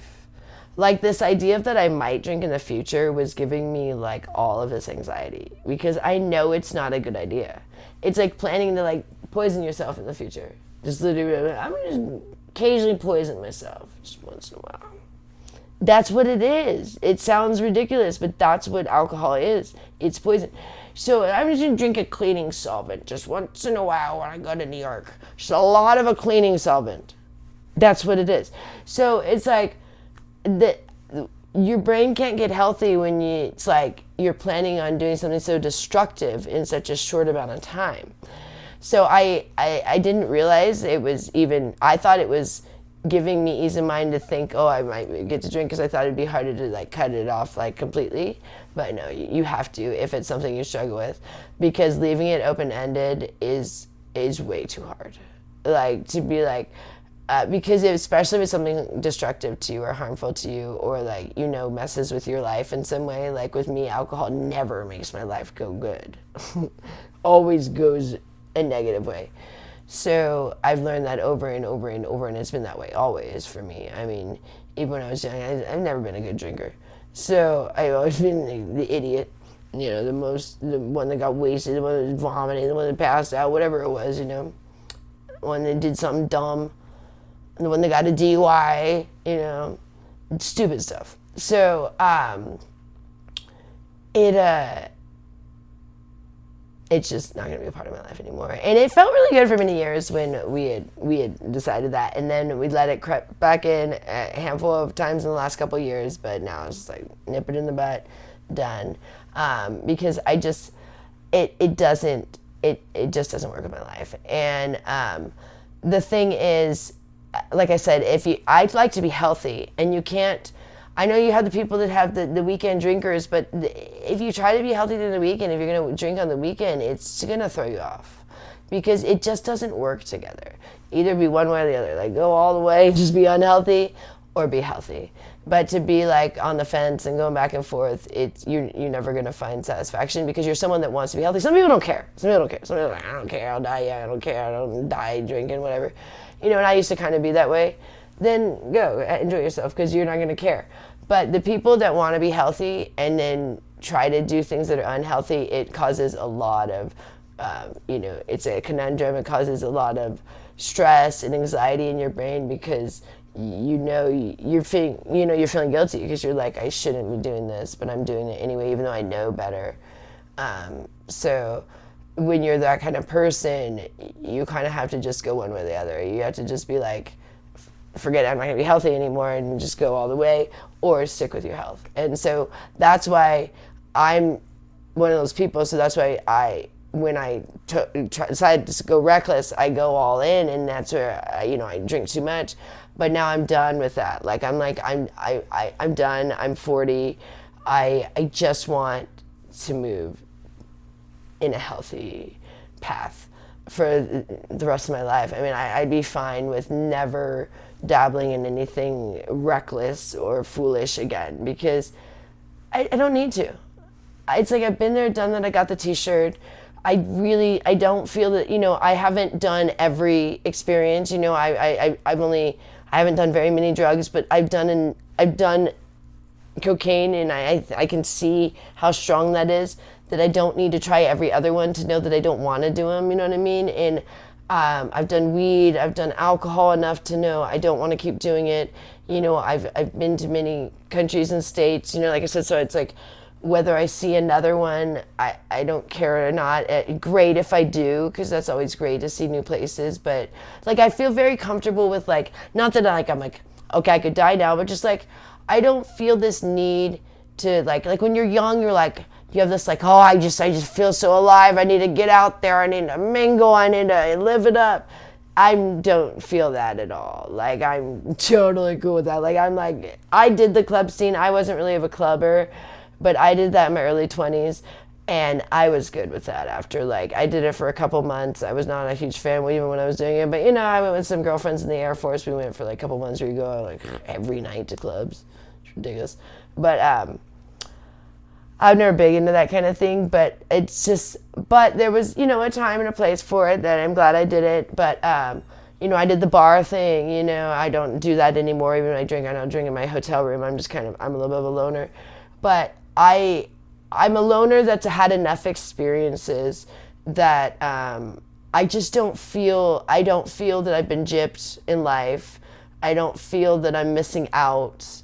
And there's there's nothing that I thought I was going to be a mom, but now I'm doing this instead. I'm taking care of, Gloria and Annette. So I'm not saying I'm their mom, but I'm feeling that caring thing, and at first I was being a little mean, and now I'm, fully taking on where I'm like, just fully caring. And so, I'm having that experience where I move to a more motherly vibe, not such a like bratty little teenager, like I was when I got her. So I'm kind of feeling like I'm getting all these, I could still have a child, but I don't really want to. Richard kind of wants to have children, but it just feels like a lot, to take on with everything else. And it doesn't feel like it's something that's important to me at this point in my life. When I was young, I thought I wanted that, but then I didn't, I went a different way, and I went the way I wanted to go, not fully, things happen in my life, but I still made the decisions to go the way I went, And so, I don't know, I guess my midlife crisis is no crisis. I'm feeling very satisfied in my midlife. Like, I'm feeling like, cool, I actually have done a lot of fun things, and I, have really lived it up too, so I don't in any way feel like I just, twiddle my thumbs, especially with Richard, me and him have done so many experiences. And so, we want to keep, having fun and doing things. And the more we get healthy, we're going to start, like Richard was already singing last night in the studio. I want to get there as soon as I'm not bloating anymore. I'm feeling pretty good right now because I've only had breakfast, but I already know I'm a little more bloated. But luckily I woke up not bloated, and that was like, I was like, whoa! I'm like, I woke Richard up. I'm like, Richard, I'm not bloated. I was like so excited. That was just like the best thing ever. And I wasn't even like fully back to normal, but it was like not that bloated feeling, you know what I mean? It was so nice. And so then it was nice to go to work too. And I didn't feel super comfortable yet. Like my clothes are a little tight because I'm still a little more bloated than I normally would be, but it's not that like excessive bloating like it was. So it's doable. Like I can deal with this. And I got a compliment on my body today, even though I don't feel back to normal yet, but I wasn't even getting compliments on my body anymore, and I used to always. Oh, sorry, there's a chip here. I even put chapstick on, man. I gotta talk to you guys for so long. Yeah, it's a desert. But hold on. I used to always get compliments on my body because I'm 40, so and I was almost 40 for the last couple of years. So, for being older, you really think you look great. For if you have a good body when you're older, but it really started to go away with my the alcohol, especially. I noticed immediately with alcohol. So I remember the day after the first day that I drank in many years. So it was in New York. It was in November. That immediately the day after, I was irritated with my photos, like with my body, like because I take for work I take stomach photos, like showing my abs, and the next day I was already like I didn't like my abs, and I haven't liked them since maybe when I came home for a couple of times in between the trips, but like not since this last trip, since I've been back, because they kind of kept getting worse and worse by drinking more. Like, yeah, abs go away like immediately with drinking. It's really weird. I don't know, like it's like, I guess because it's poison, but it's weird how quickly it affects you. And the sugar is not much better, but I noticed the alcohol was like instant, where it was just like, had abs, next day they're gone. Like it was like no tone left, and I was like, oh. So then I kind of stopped taking photos that way, and so now I've been kind of irritated because I haven't been able to take the photos that I like to take, and it made me feel a certain way to be able to, like, I don't know, to just kind of feel like confident to take these photos. And now I'm feeling, it's not that I feel ugly or anything like that, because I know I still look good enough, but it's like I just don't feel like as good as I felt. And then I'm like, I'm thinking to myself, it's not that I'm older, because that was only like a couple months ago. I am older, but so it's like, no, it's just I let my health go, and I'm like, I don't want that. Like I want to feel how I felt a couple months ago. Like I'm not ready to just be like, oh, that's all right, just let it go. Like I'm not ready to be there yet, and maybe at some point I will be, where I don't care, but it's not today. So every day that I'm back on the keto, I'm feeling more confident.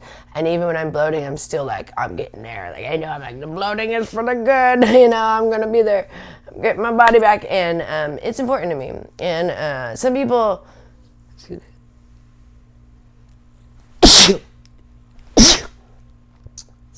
me. Excuse me. Oh, there's dust in here. But some people think that me and Rich get too thin on the keto diet, and that can happen. I don't know what'll happen this time. We're not nearly as active, but a lot of times when we were too thin, I wasn't necessarily being healthy. I was sometimes doing my eating disorder the times when I was really thin.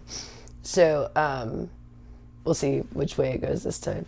But I don't like to be too thin, but I like to be toned, if that makes sense. So what I like about the keto diet is it toned you. Like you don't even necessarily have to go to the gym. You just like, what used to be flabby is now toned, if that makes sense. But the problem is when you go in ketosis, you are burning your fat for energy. So if you don't have a ton of excess fat, you can start to get pretty thin on a keto diet if you're doing it pretty religiously, where you're sticking with the low carbs, where you're staying in ketosis, the way we do it. But I'll battle that road when we get down there. Like, so maybe when I get too thin, then I have to eat some carbs again, and do a little carb load or whatever. But right now, I just want to get back in the zone of, because it's not necessarily about like your size or anything. Sorry, I wore makeup today, so a little bit of mess going on here. You guys know I have the allergy to makeup, and I took it off, but once I have it on, if I don't fully like wash my face, if I just like wipe it off with those makeup, it's still kind of like it bothers me for the rest of the day. That's why I hate it. Like, ugh. I never knew it was makeup, and I thought I had something wrong with like my sinuses for many years. It's just the makeup. It's like nothing when there's no makeup, but as soon as I put makeup, it's like my nose runs, my eyes water. It's a mess. Sometimes it's hard because in the middle of doing my makeup, my eyes start watering, and I'm like, oh great. guys, if you don't know this, it's like impossible to do makeup when your eyes are running. It's ridiculous. But anyways, I did my blush today. I don't know. I don't even get so bad. It's like my thing now, but can't not do it now. I've actually gotten used to it where I feel like I used to wear blush when I was young, but then I haven't for years. But as you get older, you know, you kind of get older looking, you're a little more pale, you know, so I think it's better to do a little life to your cheeks. But it's this terrible blush because it's like a liquid one, and it's on like this wand, and I mean the tiniest dab is just like a huge amount on your cheeks. I just be like the tiniest thing, it's like it's like explodes on your cheeks. Anyways, but I'm trying to get my hair back. It's a mess today. This is what happens when you're unhealthy. It just kind of like goes flat, but I did use the Better Hair Reconstructor today. So excited about that. So if you guys don't know, I use this hair reconstructor from Giovanni, and we get them in a 3-pack from Amazon. They used to sell them at Whole Foods, but they discontinued selling them anywhere like in person that I've ever seen. Not in Manhattan or Vegas. Like you cannot buy it in person, so you can only buy it online. But the problem is they now have 2. Like the old formula was the best, but now they made an updated one. You never know which one you're gonna get. And I thought there was no more of the old one, but we got a 3-pack with the old one, and I'm like, score, but next time it might be the new one again. You just don't know, because you order the same one, just whatever they have in stock. But I was so excited. And eventually it'll be all the new one, because they've cheapened the formula. The old one works so much better. But in Vegas, it's tough here because we have really hard water. So when I go to New York, my hair is better. So I'm looking forward to when I go to New York too, that I'm going to be healthy, so then like my hair will get better. Because when I'm in New York and I'm being unhealthy, then my hair can only do so much, you know.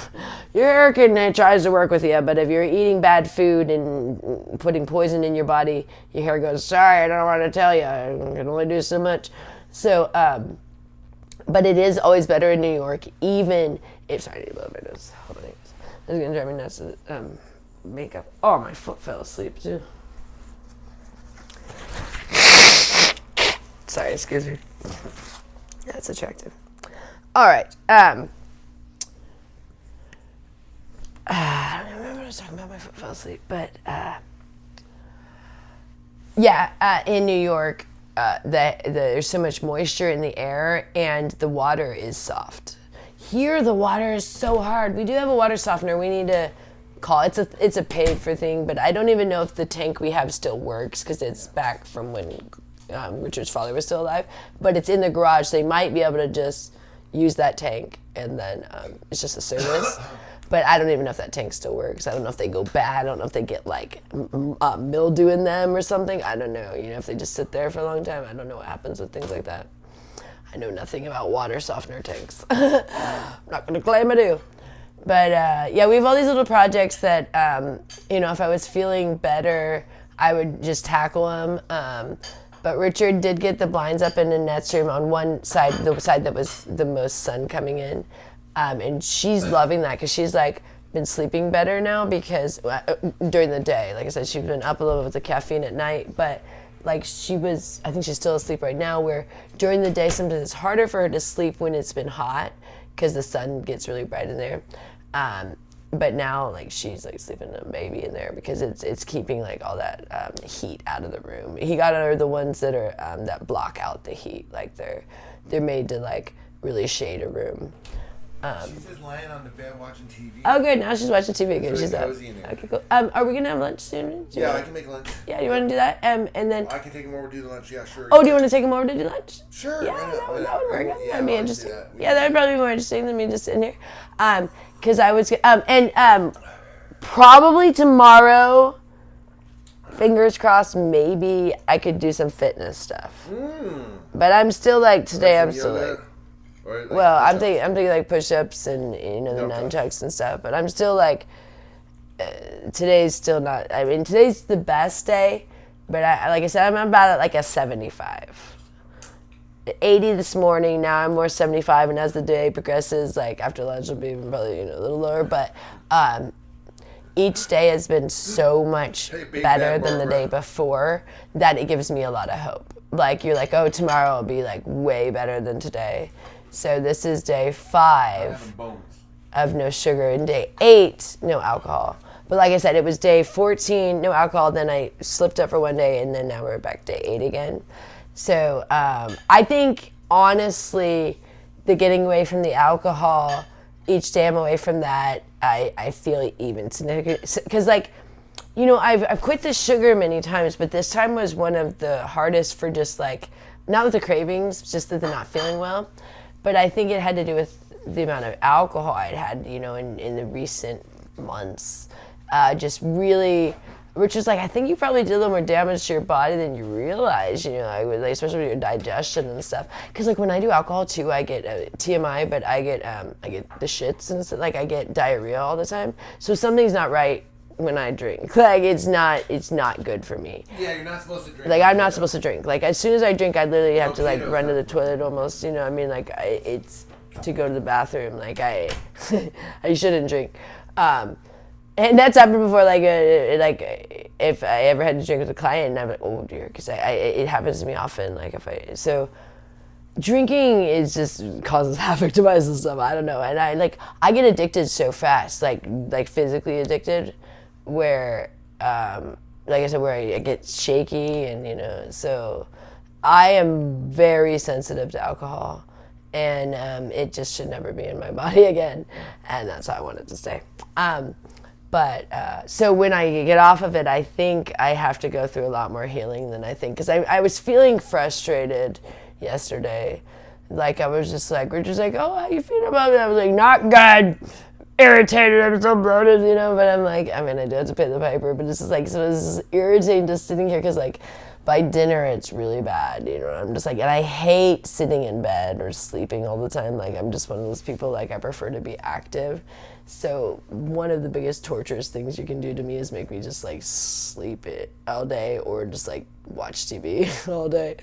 But I have been not had a lot of energy to go tackle projects because I don't know if you've never experienced bloating, it takes a lot of energy because it kind of like, it sags you down. Like, it's like, it's kind of like, it's like a weight on you, you know, and you're just like, oh, so everything is like a little more of a chore.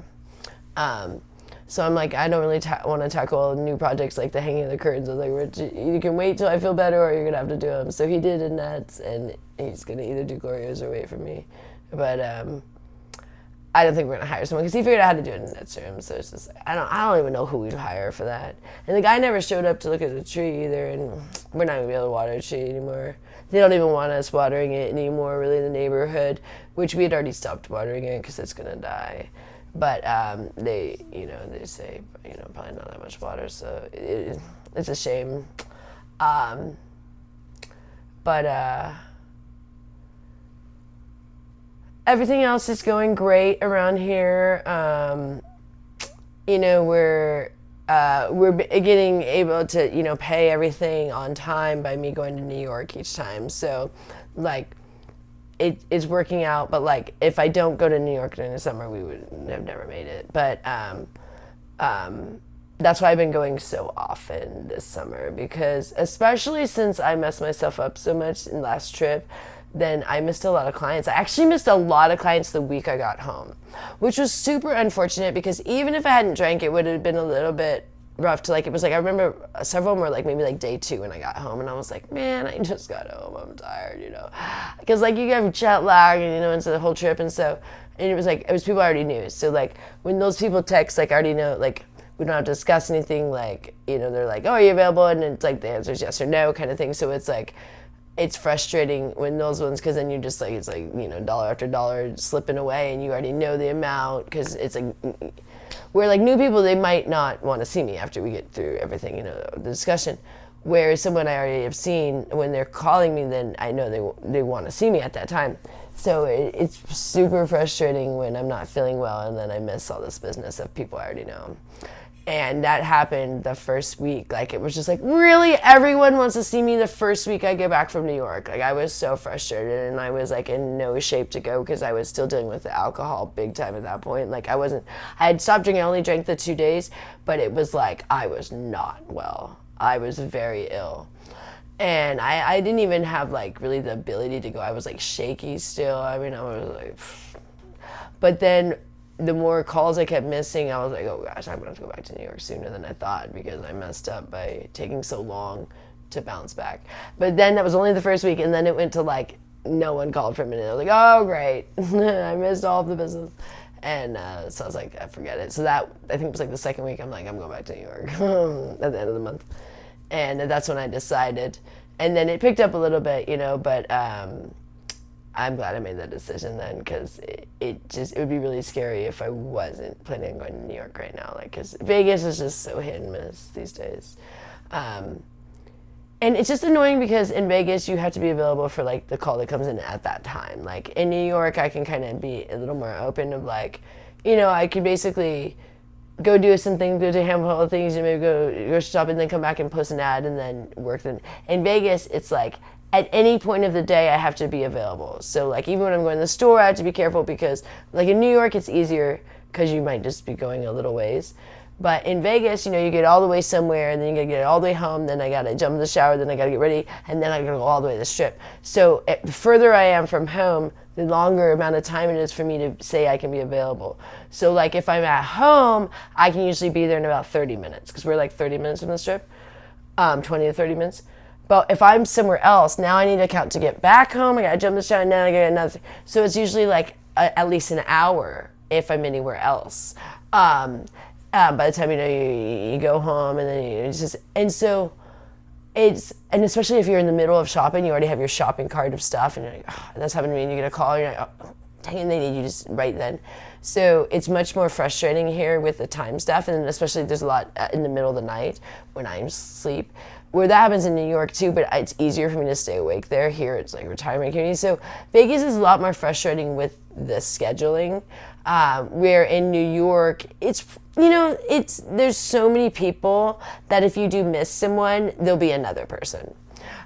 Where Vegas, I try not to miss people in New York though, because I am only there for 2 weeks, so you don't want to miss too many people, because it could be like a busy weekend and then you could have a slow weekend or something like that, or a busy day and then you could have a slow day. So, but it's not as like pulling your hair out with the scheduling, because that's the thing that made me dislike my job the most all these years, was that Vegas has always been like where you have to like jump, and then if you don't, that might be like the only opportunity. And you might get calls all day, but no one else might come through. They might either be wasting your time, or they're cheapos, or they for some reason they have the scheduling doesn't line up in some other way, with them, they have other things they're going to. So like the person that you needed to see where it was going to line up, like you had to like jump at that. So like if I ever go, oh, now's not a good time, then I often kick myself in the foot later, because I go, oh man, I should have done that one, even though I didn't feel like jumping in the shower, getting ready like I needed to. Whereas like a time that maybe you can't, like if you're sick or something, or just not available for some reason. So it was very frustrating for many years in Vegas, and I felt like I always had to jump, and I felt like I could never relax. And it's not that I worked all the time, but it was like never failed that if I went to do something, that's when I would get a call. So like it made us not want to go do things. Like we wouldn't want to go see any shows or something, because right when we went to go watch a show, you get a call or something. So it was very limiting. But now that I go to New York, now I can like work really hard in New York, and then I can come back to Vegas and be like, I don't feel like going, and like that's what happened when I got back and like missed a bunch of calls. In the past, I couldn't have missed those calls. I would have had to go for sure. And so that's what I kind of like about the New York thing, is it kind of gives me a little bit of more freedom when I'm home too. And I do have to work really hard when I'm in New York, but I don't mind working there because I'm not there with my family, so it kind of gives me something to do. So it's like sit in your hotel room or go out and meet people. So and especially if it's people I already know, which I know a lot of people in New York, so I never mind seeing people I already know. Unless I didn't like them, then I wouldn't see them. So the people I see, I like. So I just don't mind it as much there, and I'm already kind of in the zone, like, because I'm always kind of in a more like being sexier there. We're here, I'm like a lot frumpier.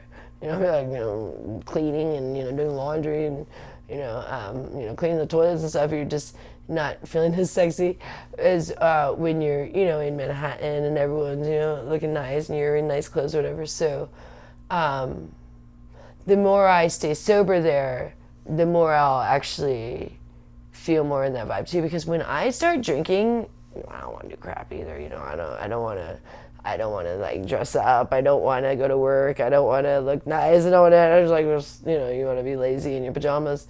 So I was kind of getting frustrated with that too, because when I'm in New York, I really like to like, take a lot of photos and kind of find different styles. I mean, I don't bring a lot of clothes because I only bring a carry-on.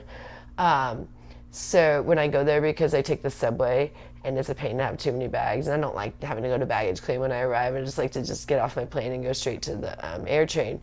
So when I go there, I don't have one at the baggage claim, but when I come home, I always have a bag that I check on. But so it's very limiting what I can bring, and then I have to bring everything, all my supplies too, whatever I need. You guys have seen me pack. So I can only bring so many things, but I still, while I'm there, like to try to, and if I'm there, I'll sometimes buy a shirt or two or a couple of little things. If I always buy something when I'm there as far as clothes. So I like to have fun with style and trying on things, because you're in New York City and it's all about fashion and things like that. And when I drink, I find I'm just in my pajamas all the time, you know what I mean? And it's just kind of a shame when you're in such a fun, fashionable, live place to just kind of just be drowning yourself out with alcohol. So this trip is going to be fun. I would be infuriated with myself if I drank at this point. And I know Richard would understand, because he would just assume that I needed to, but I know that I don't need to. You understand? I know that I can do it without it. So if I did it, I would just feel weak. I would feel like a loser, really. I would feel like I failed myself. Because everyone else expects me to probably drink. I mean, probably all the viewers, probably even Richard, oh, she's not going to make it 2 weeks in the city by herself, yeah, right? But I'm the only one that knows that I'm going to do it, and I'm the only one that's going to be the most upset if I don't, if that makes sense. You know what I mean? Because it's my own goal.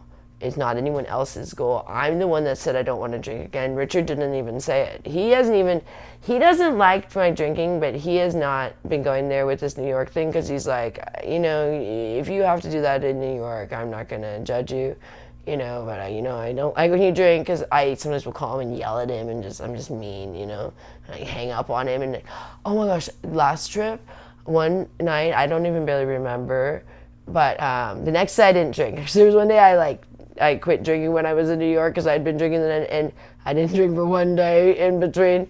But it was because that night I yelled at him. I don't even know what I was mad at him about. He says, he explained something stupid that set me off, because it's nothing that sets me off when I'm drunk. We were FaceTiming, and I got mad, and I hung up on him. I blocked him, and I turned off my phone, and I threw it. And so when I woke up, I didn't remember anything, and I couldn't find my phone. And I was freaking out, because I was like, oh no. I'm in Manhattan, and now I don't even have a phone. This is bad. Because my phone is my business, and also that's just everything. I mean, it's how I get in contact with Rich. How am I not going to have a phone? But that's my business, is texting, and calling people. So I'm just this is really bad. And I had a pretty small room at the point that this happened, and I was just looking all over the room, and I could not find my phone, and I was that means it could be anywhere if I can't find it. But Richard could track it, but I have to get a hold of Richard to track my phone, and then I don't even know how to do this. I mean, there's no payphones. How do you even deal with this? And I was just this is bad. And I just kept looking around the room, and I was just I don't know. And you know where it was? It was under my bed, but deep under the bed. I had thrown it and somehow under the bed, and I was I kept looking. I finally found it, and it was off and everything. And I was this was bad. When do we ever call it? It was turned off. I'm an idiot. I was so glad I still had my phone. Oh, and I also was missing my headphones. Both of them were gone. And they're tiny, these little things, the earbuds. They were just, I'd thrown everything. I got mad and threw it all over the room. And it just went flying. So then I passed out on the bed. So I had to find it. They were just had gone wherever they had gone when I threw them. Oh, I'm such an idiot. Stuff like that. I'm just I don't want to go through that again. Because it's very scary when you're in, New York City all by yourself, and you're waking up to not remembering your drunken debacle, and you got stuff flying everywhere, around your room. It's just stupid. So, yeah, I'm just feeling really sorry. I thought I can't remember if he brought the burgers. No, did he bring me burgers? No, he's making them now. That's what I was looking back there. So we did the bone broth stew. That is a lifesaver for if anyone is trying to do a keto diet. I don't know if anyone wants to do a keto diet or cares about a keto diet, but if you are trying to and you've been struggling, good way to like for snacks is bone broth stew. I know it's a strong thing, but if you like the flavor of it, it can really help get rid of the cravings of sugar. So if you're trying to cut sugar, or maybe you're just trying to cut back on your sugar, and you don't mind bone broth stew, but yeah, you just get bones from your local grocery. They usually have organic, or not organic. We don't get organic anymore. They just, the organic was the ones from Whole Foods. Those ones are expensive. We get the ones from Smith's. They're just conventional beef bones. But they just, get them from when they cut up the cow or whatever, they have the bones. And so when the butchers back there cut all that meat, they usually always have bones at all the stores, if you have butchers at that store. And they'll put them in the frozen section. So then you just get those frozen bones, and then you throw them in a crock pot with water and some seasonings. We just put like some Italian seasoning in there. And cook it for 8 hours, and then it just makes like this one. So there's all this like, I don't even know what it is, the ligaments or things or whatever that come off of the bones, but they have this like kind of gelatin, kind of a little bit of a hard texture, like a jelly, but it's something about when you eat it, it's hard to describe. It's like whatever part of the body you're eating, you just, maybe it's the some part of the muscle, I don't even know what it is, but it's something with the bones that comes off when you soak it, and it's so nourishing. And then you get the marrow from the inside of the bones, which then goes into your broth. So your broth is just basically like all bone marrow. So it's the most nutritious thing. Thank you. I'm gonna I just gonna take a quick long hit now. Oh, are you ready to take them? Yeah, I can. I'm just cooking my meal up. Oh, you can wait to cook. Oh, but then how are you gonna eat yours? No, it's fine. I can take them. I can wait. You can eat yours, and then I can wait till after that if you want. Nah. I don't mind. We'll come back later, maybe when you do the bed. Oh, okay. After the bed. Oh yeah, when the guys are gonna. Yeah, you can maybe show a little bit of the guys setting it up, but the guys are coming to set up Gloria's bed in about an hour. So thank you for the burgers. I'm excited. This is gonna be my lunch. I'm excited because it's 1 now, almost 1, and I'm just now having lunch, which means then it's a lot. It's like my hardest time is from lunch to dinner. So the longer I can wait for lunch, the better. But then I always want to eat my lunch at like 11, which when you go from, because I like to eat my meals around like 8 breakfast, 11 lunch, and like 5 dinner. But from that 11 to 5 is sometimes a really long span, where if I can eat my lunch later, it's always better. Because Richard never struggles in the mornings with like cravings. He's like a nighttime craving guy. I struggle from about really around 2 p.m. I usually start to get a little hungry. And then I'm like, oh, it's like 3 hours till dinner, you know what I mean? Yeah. And those are my windows where I get the cravings. And then sometimes a little bit after dinner, but then late night, I don't get cravings. Like late night, I'm not really a late night eater. I never really have been.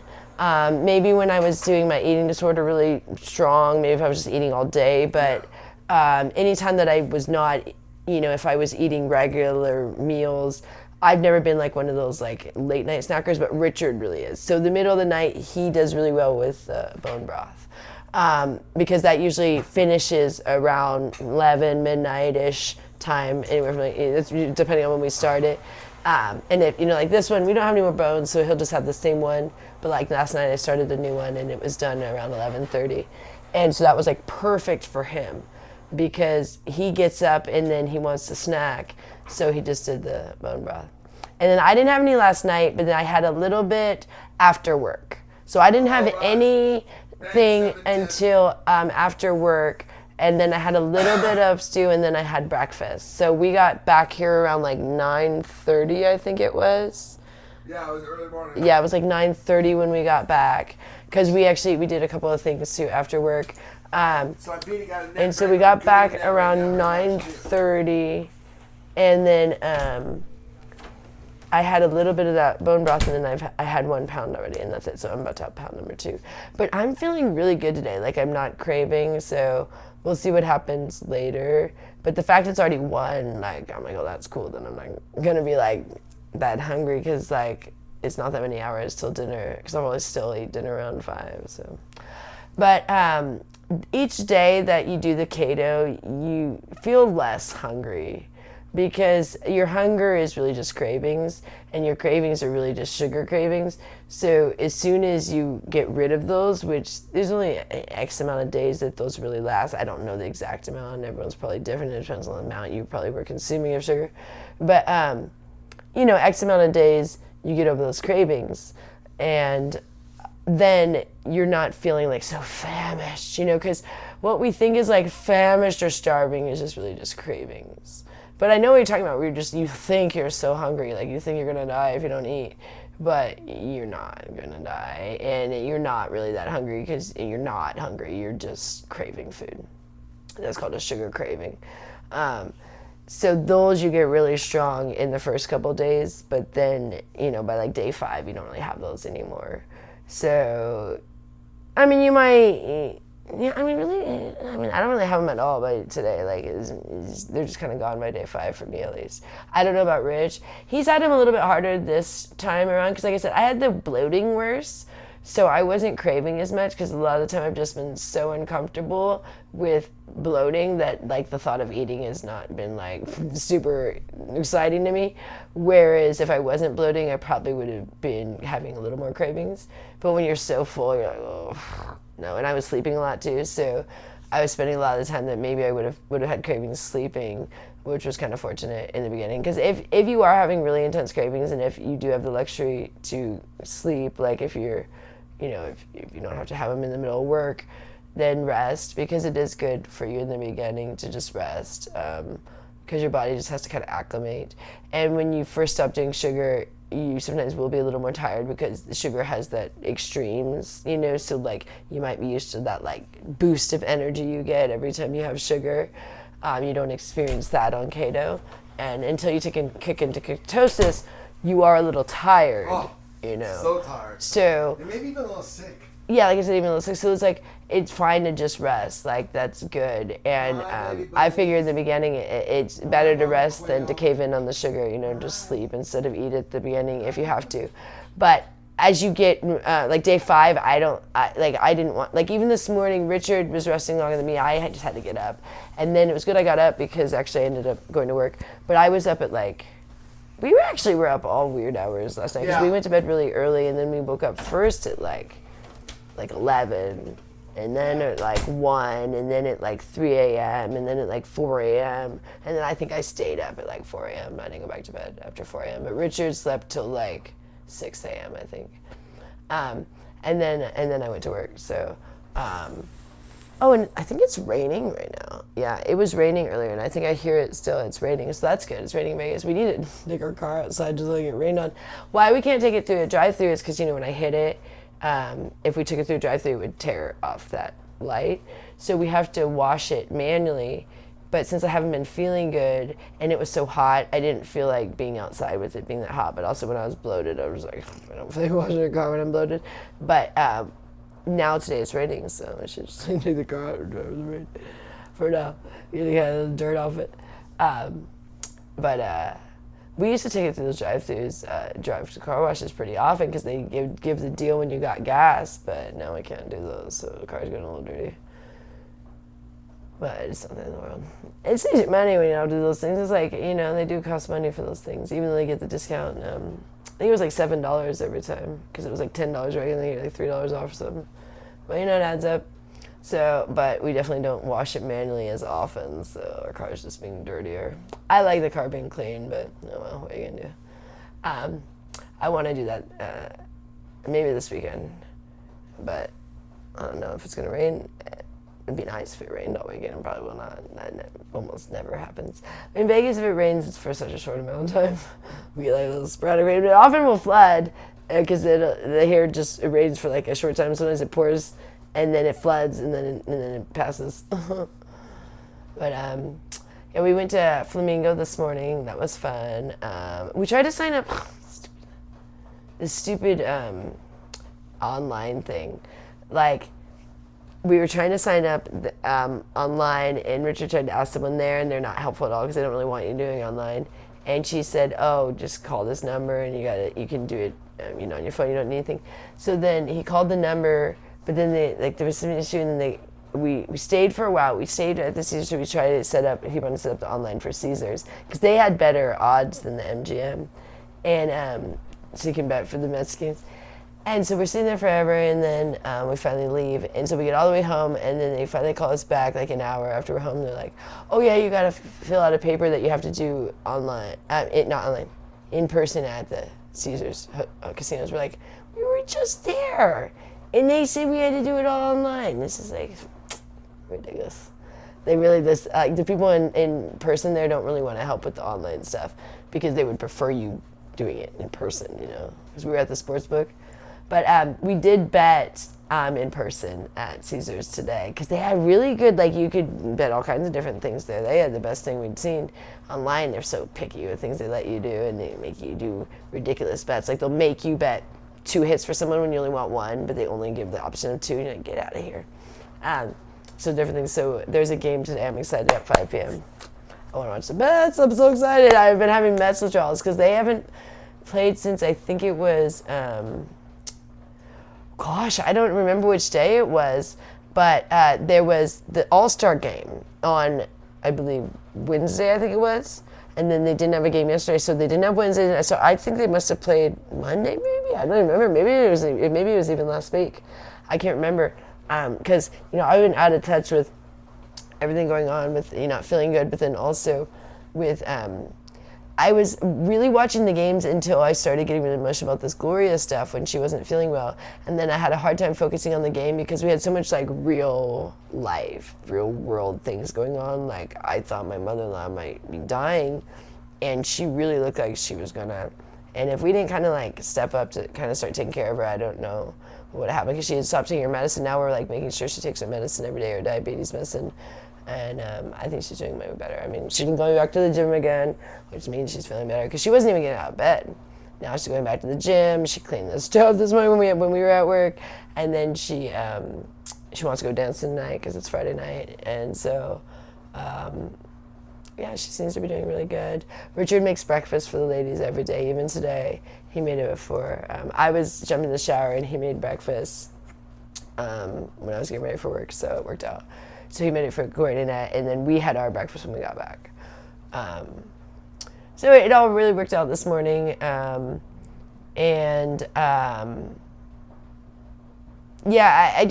just feeling like our family really is getting healthy. We really are the Healthy Family Force, and we were not a couple years ago, and especially last year, and we were crazy.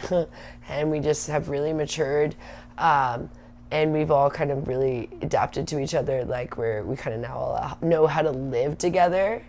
It's hard when you put poor people that are not used to living together, and they're strong-willed adults, not children, strong-willed adults, in a 2-bedroom house.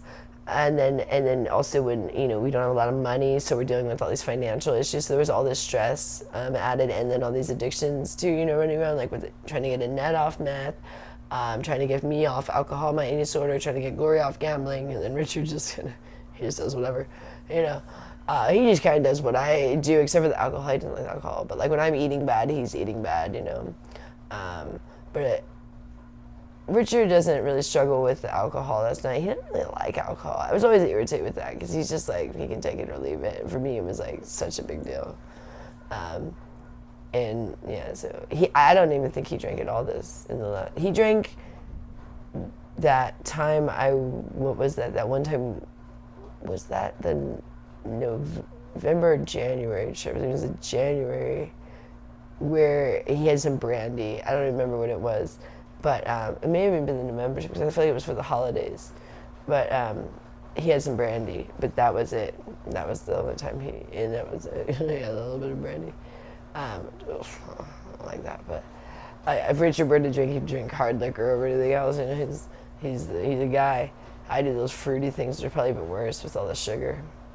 But Richard made my burgers. I'm excited. I think he's still cooking his food, and then he's gonna take you guys over. I'm gonna do a bong hit. So we don't have the best weed right now, but it's okay. It's lemon essence. I really like that Tangelo flower, but that went pretty fast because it was good. Like it went fast at the store. You know, they run out at the dispensary. So we got this lemon essence, which I think is cheaper. It seemed like it had more. It was a little cheaper, but that one was not expensive, the Tangelo flower, but it was good. The terpenes are amazing. But lemon essence is okay, but I don't feel I get as uplifted. Yeah, I think it's really coming down. I can hear it on we have one of those, what do they call those things, where a moon roof, where it's a window in the bathroom, on the ceiling. Because all the water just really hits it. It's the glass. Come on, let's go. I'm going to go check out the rain. I was it's pouring, yeah. Okay. Are you going? Yeah, real quick. Okay, do you want me to go with you? Or you No. You can have your lunch now. Then. Yeah. Come on, guys, let's go. Yeah. Let's check this out. Whoa. It is a monsoon.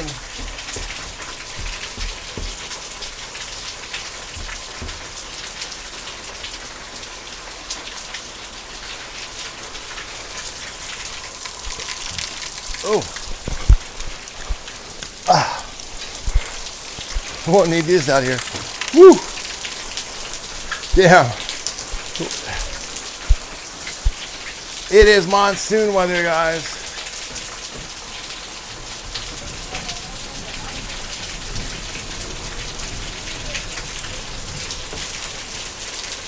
Are you guys hearing this?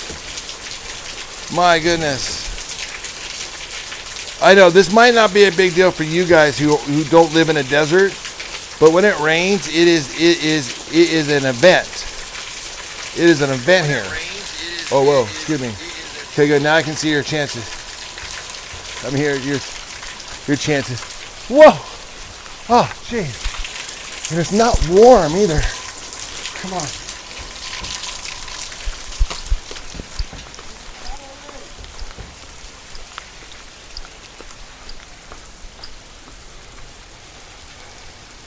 Damn.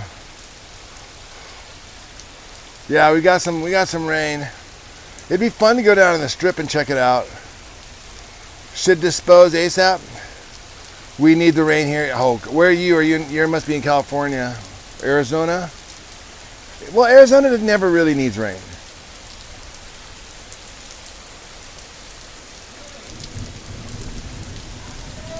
Look at that. Look at that.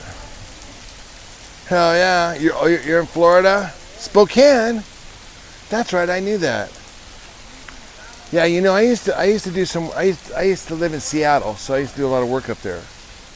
I had a bank out there.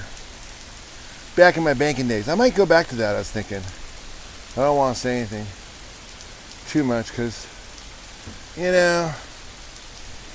I know, look at this. 7:10. What did we talk about? Refresh my memory. I'm not denying it. I'm saying I have a bad memory. I mean, it's not that I have a bad memory. It's that I do a lot of shit. So it's like, okay, if I was in second grade, man, I'd have everything memorized. But dude, I'm like in calculus 7. You know what I mean? I'm in like philosophy 12015, So it's like, wait, this isn't bad. Who says it doesn't ever rain in California? I'll take this. I'll accept this as rain. I'm not so much worried about the phone. I'm trying to read your messages, but I cracked my phone, and so now it is subject to rain damage. Oh, this is great. This is fantastic.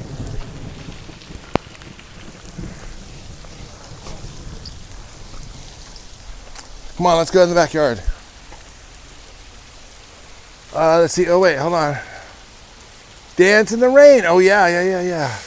Yes, we do, Yolanda. We love the rain. Oh, Jacksonville. Drastic. Kind of vaguely. What did we talk about? Did you email me? Drastic with a K. Bro, probably. This sounds so familiar. Look at this rain. I mean, are you guys getting this vibe? I mean, are you kind of... I don't know if it's like there's lightning right... I mean, it is like... I don't know if you can see. It is coming down sideways. I mean, like... Coming down like about at a 45. Kudos to the roofers, man. They're still going. They're like, it's going to blow over. They're like, the heavy stuff's not coming down for a couple more hours, guys. It's Friday. We're going to stay here till 5. Bosses, you guys are like, boss, man, can we maybe cut out a little early today? You know? He's like, nope. We've got plenty of time until the hard stuff really starts coming down. Back, get your night lights. We're working through the night. We're gonna pull out the lights, guys. We're pulling an all-nighter now, just because you asked that. I would be a bad foreman, wouldn't I? Because that's the sort of shit that goes through my head. Hey, no way. Love to be alive. Thank you, bro. I don't know if you're insulting me on that. I can't see on this app, but do a little dance. Make a little love. Get down in that. Get down in that. Woo. Do a little dance. Make a little... I was a little bummed the guy on Big Brother. The one guy... Oh, whoa. This is a seltzer water. This has to be ours. No sun tanning today, guys. No sun tanning today. I'm afraid. Woo! Ha ha ha ha ha. Look, I cleaned up the backyard even when it's raining. I mean, that's, I mean, we accomplished something just by the timing of it all. It's all about, like, you know, when I was a bartender, it was all about timing, you know? Much like when I was, much like when I was the person they depended upon for the rain dance. The Mets aren't till 5, bro. Right? Do I have that right? Woo.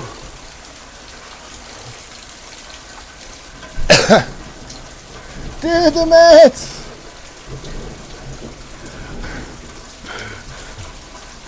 Lindsor he is a beast. And the guy, I've never seen a happier baseball player in my life. He makes me want to play baseball.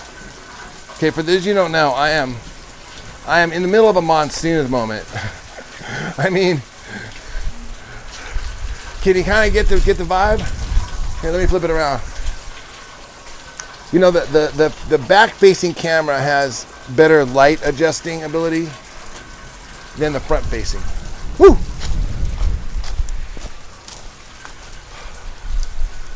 Nunchucks? What do you think?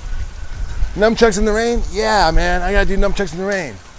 Joy, get my nunchucks. Man, I feel like this is gonna get. I feel like this really cheap equipment is gonna get wet and it's gonna be done. I mean, this is like such consumer grade equipment and it works great, but I just feel like any sort of. Yeah, man. Yeah, we got a view of the valley, so we can see what happened. Oh, look at that! Right there on the. That's downtown Las Vegas right there.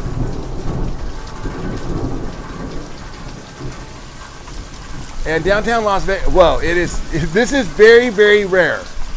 I hope someone's clipping this because I have a phone. Let me get a little video. Hey guys, I'm here in Las Vegas and check it out. It is a torrential downpour right now. Got the strip is, the strip actually looks like it's dry is the weird thing. Doesn't it?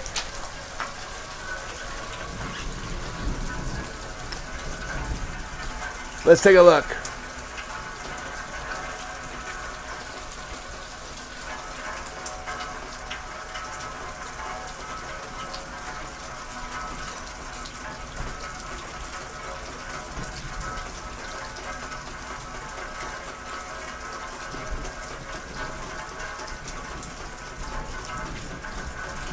Oh, Carlos, it is raining, bro. It is raining. Hey, Joanne, I knew you'd love that video. Thank you for the donation, by the way. Somehow I just knew you would love it. Yes, bros. Bros, it is raining in Las Vegas. You know how happy the ducks are right now. Those ducks are so happy. Thank you, love to be alive. Appreciate the dono. Is it kind of overcast? Oh yeah. Oh yeah. It is definitely overcast. I'm getting my nunchucks. I'm doing some nunchucks in the rain. Yeah, that's a pretty. You gotta take the car out of this. Gotta get washed. Nah, the headlight. You think so? Okay. We'll take a little drive in a minute. I have to go somewhere today. I have to go to Apple after this. We can do that.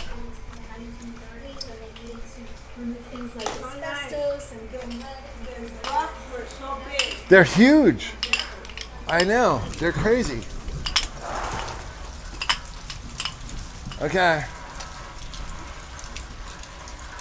Last year, when I was in Vegas,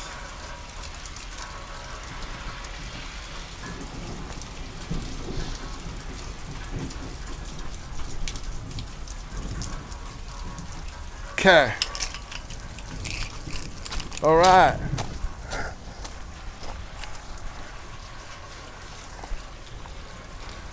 Okay, I think I got a video of the rain.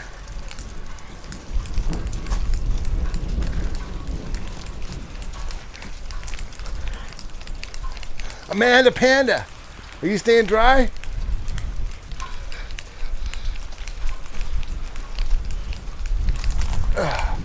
Joy says it's important to keep your feet moving while you're doing something with your arms. It's something about some of the brain. I don't know. Some of the brain as far as.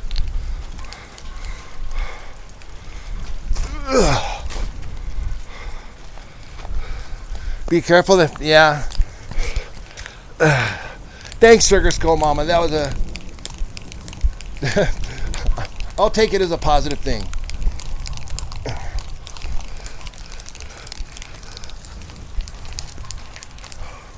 But she also likes, ooh, these are slippery, you're right. I'll put these ones over here because they got rained on. These ones that are moving are dry.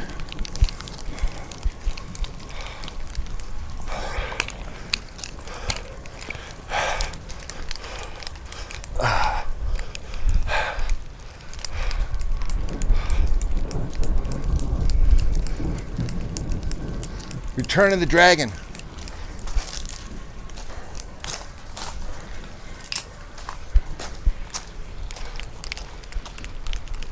Ooh. Okay, promise me if I get hit by lightning because of these prods I'm throwing around, you guys won't laugh.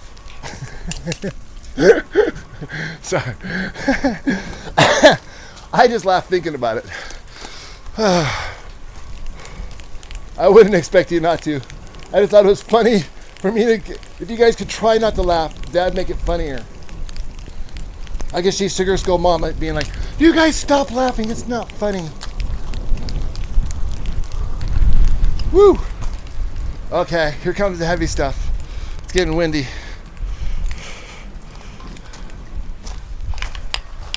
That's not a bad workout.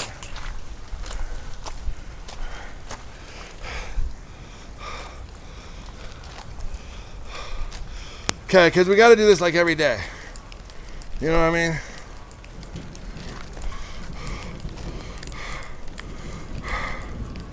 Oh, wow, I'm way behind.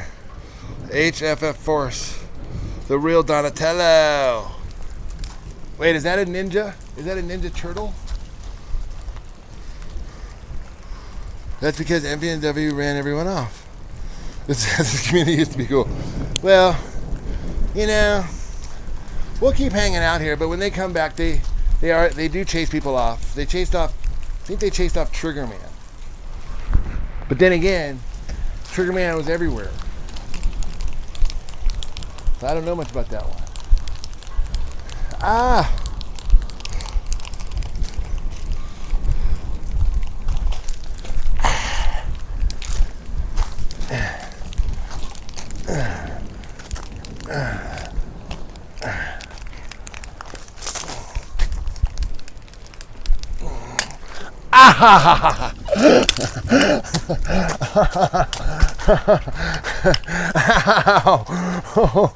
All I'm grateful for is that these did not have those blades on them like they used to back in the day. Otherwise, I would have just lost my hamstring and I'd be done for life. I'd be limping for life more than I already do. Ow, that hurt.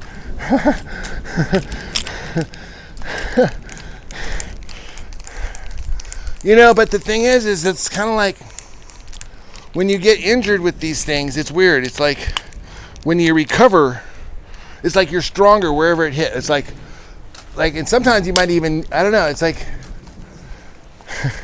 it's weird. It kind of repairs you a little bit, even though it's painful at the time when it snaps you. It's like, especially when it hits you in the head.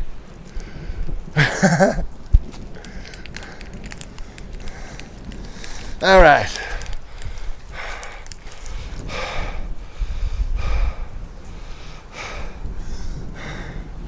I mean, there is oh, hello. Oh, you want to video me? Yeah. Oh, look who's here. I want to take a picture. Gloria's going to video me. In the rain. Okay. There you go. All right. Well, I'll get back out there. Your little act. Okay, ready? Hold on. Mom wants to see my act. Bless the rain. Bless the rain. Oh my God. Underneath you see a dark cloud. Oh my God. Is the record on? Is it working? Yeah, I can Okay, good. see the cloud. Oh my God. I'm about to see the rain coming down. I know. You can see the rain coming down pretty good. So we need the rain. Do you guys see that out there? We need the rain. There's like dark. Wow. You have never seen such a dark cloud. No, never.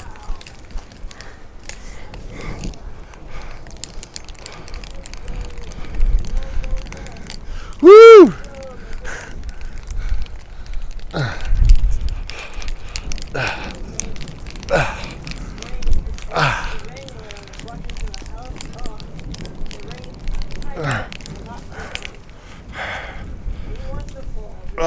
Oh, that felt great. Thank you guys. Thanks, Mom. Hey, I'll look at that later. Thank you for that. Gloria came in. She was doing my video. Oh man. Man, I know desert hair is not good for you. Trust me, bro. And then not to mention we did the hair coloring not too long ago. I got to get back to Panama. That's where my hair is looking pretty good. Or even in New York City, you know. But this dry hair out here, someone said it might just be the water. Like if we got the water softener, that might fix the hair thing. I don't know. Does anybody know? I don't know. But that was pretty good. Oh yeah, by the way, a lot of you guys, I think, not a lot of you guys, but a couple of you were commenting about how out of shape I am. Right, yeah, no kidding. That's why we're on the diet. That's what I've been talking about. But also you're talking about like how I was out of breath. But a lot of that is because, you know, we're at like, first of all, a couple things. It's cold right now and it's probably like 95 degrees. I mean, so when I was out here the other day, it was probably over 105 doing push-ups and stuff. So it gets, but then to add on top of it, the strip where I was showing you down, the lowest part of the valley is like 2,000 feet. So we're up here, we're probably 2,500, maybe 2,800 feet, which is, you know, something to be said. Hello, Gloria. But you guys have been claiming you've been in the best shape. Well, yeah, I mean, we're in great shape. I mean, okay, couple things. If you don't have a channel where you're showing your full body in a bikini or in a Speedo like we do, then you have no right to criticize like our bodies, okay? You can't do that. You can't criticize, oh, we're not in good shape or you're in better shape than me just because you type it. See, we've documented the whole thing. We've documented how we've been back and forth. I mean, we've experimented on so many different things. I have water softener and it's totally worth it. We have one. We have one already installed. There's a telephone number on there. I think you have to pay them like every month. It's like a service. Is that true? Is that how it works? I don't know. You inspired me. I want to do something. Okay, yeah. I just ate my lunch, so I'm a little bit bloated, but Okay, good. Let's do them. Here, take the microphone now. Unless you want me to talk. We keep talking. Oh, okay. I was doing it. I'm just gonna keep talking. That's what I was trying to explain to him. I was saying how nice it is. It's like it's a lot better When it rains, it's nice. when it's so hot out here. It's like it's harder to work out. We're installing water softener now. Hard waters. Okay, we got to get that going then.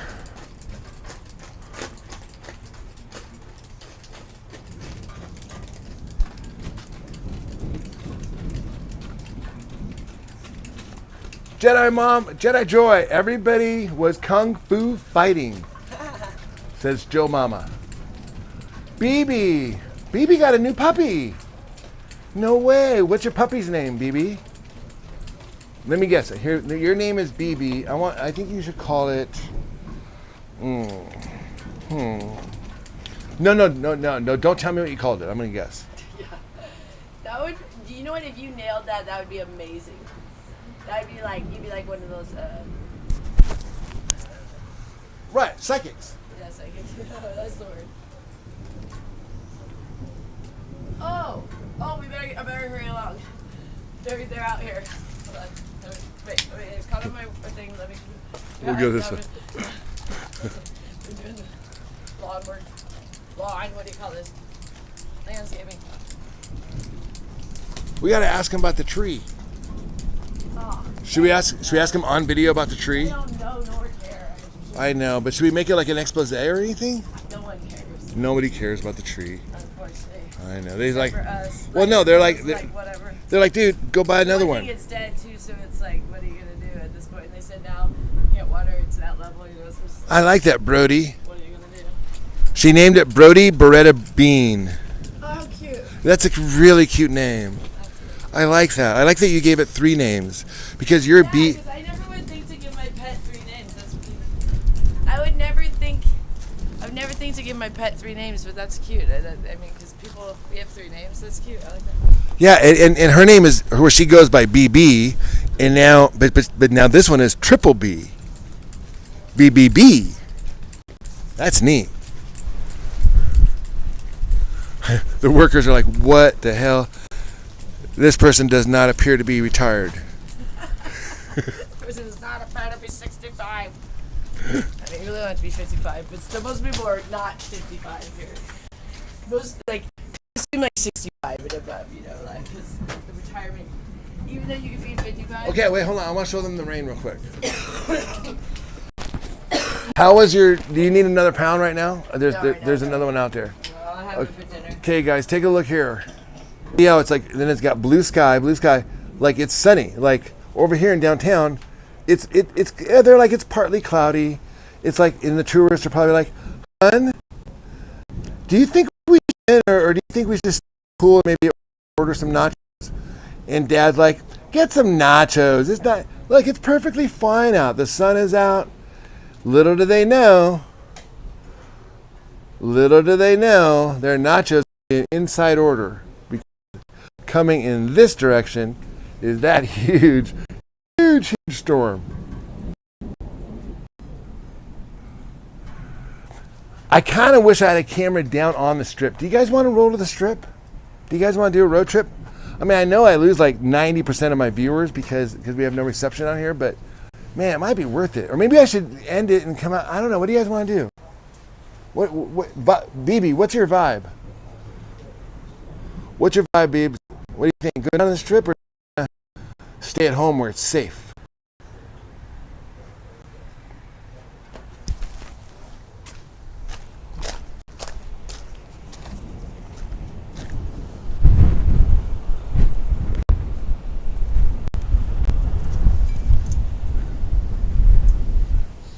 Whoa.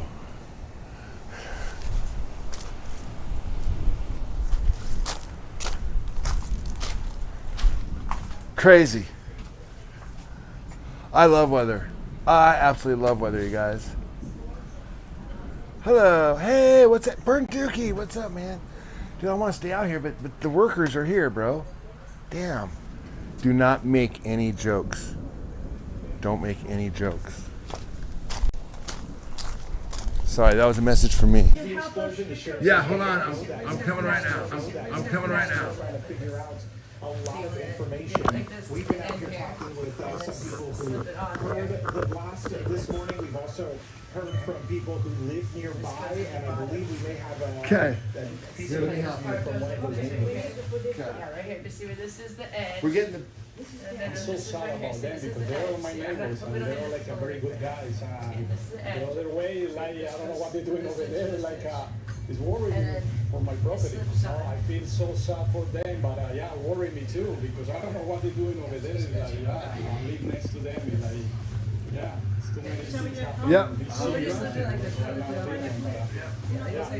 I got it. Those guys over there.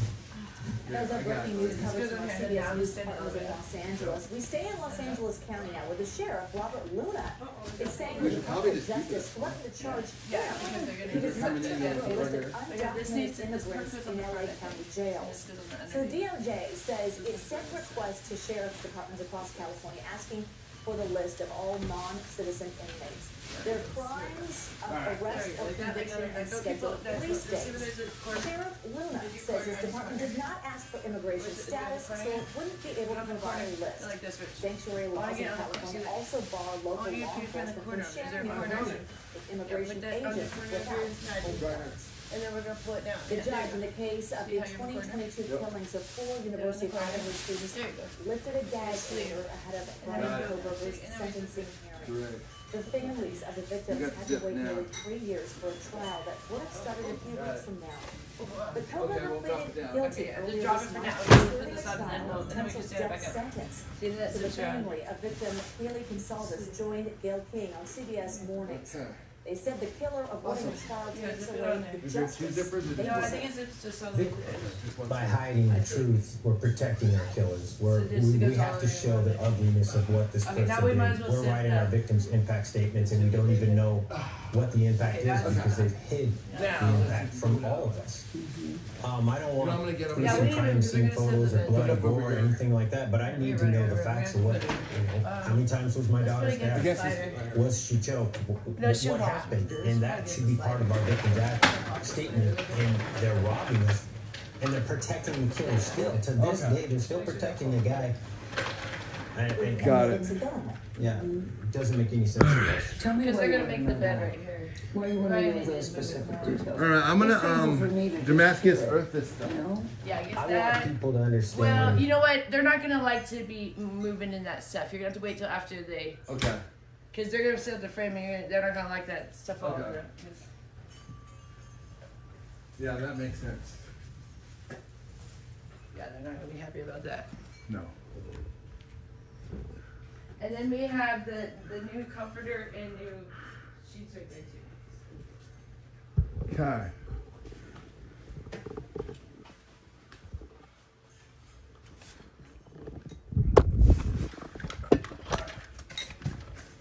Yeah, that's gonna have to. Okay, you have to.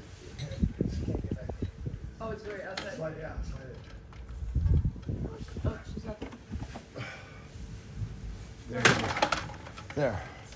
Is that good? Okay, they're gonna need more rooms. They have to set it. Okay, well. Hello. Man, that storm is big.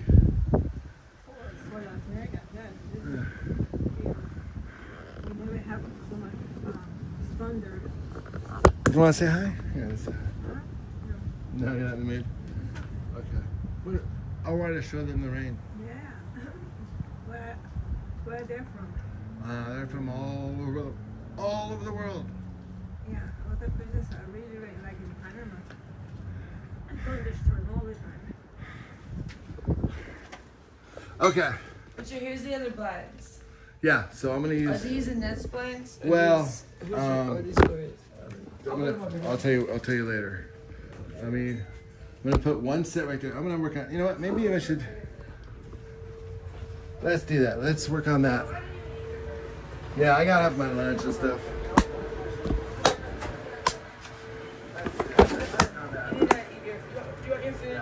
No, I'm gonna have my lunch here. Listen, guys. No, it's fine.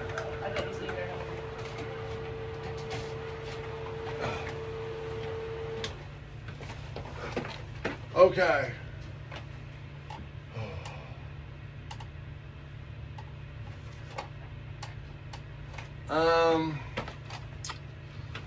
Yeah, so what I'm gonna do now is I'm gonna go work on that room in there and get it all set up for when the guys come in. See if we can't get those blinds set up now that we have the bed out of the way.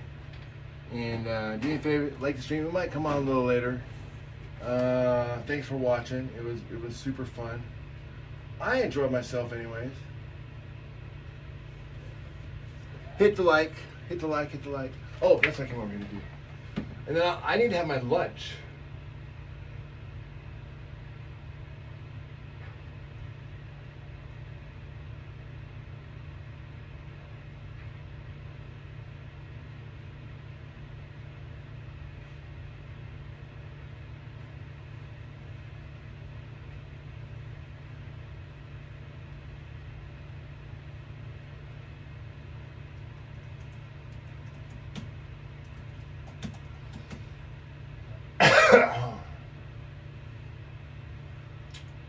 All right.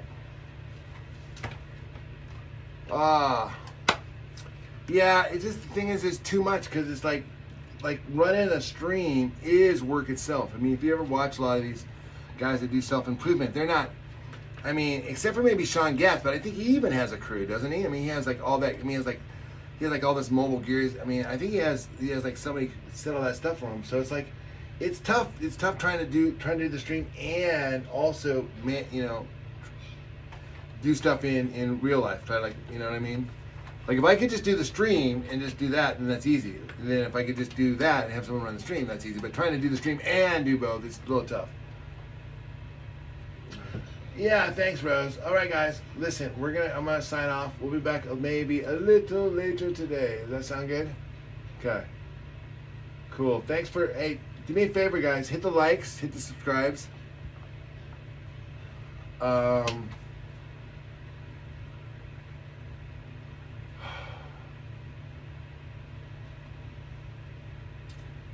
Enjoy the night. Hey, Rose. Thanks, Rose. Dark Uncle. There you are. Okay, right on, brother. All right, man. We will see you later tonight. I'm going to go start working on the other room.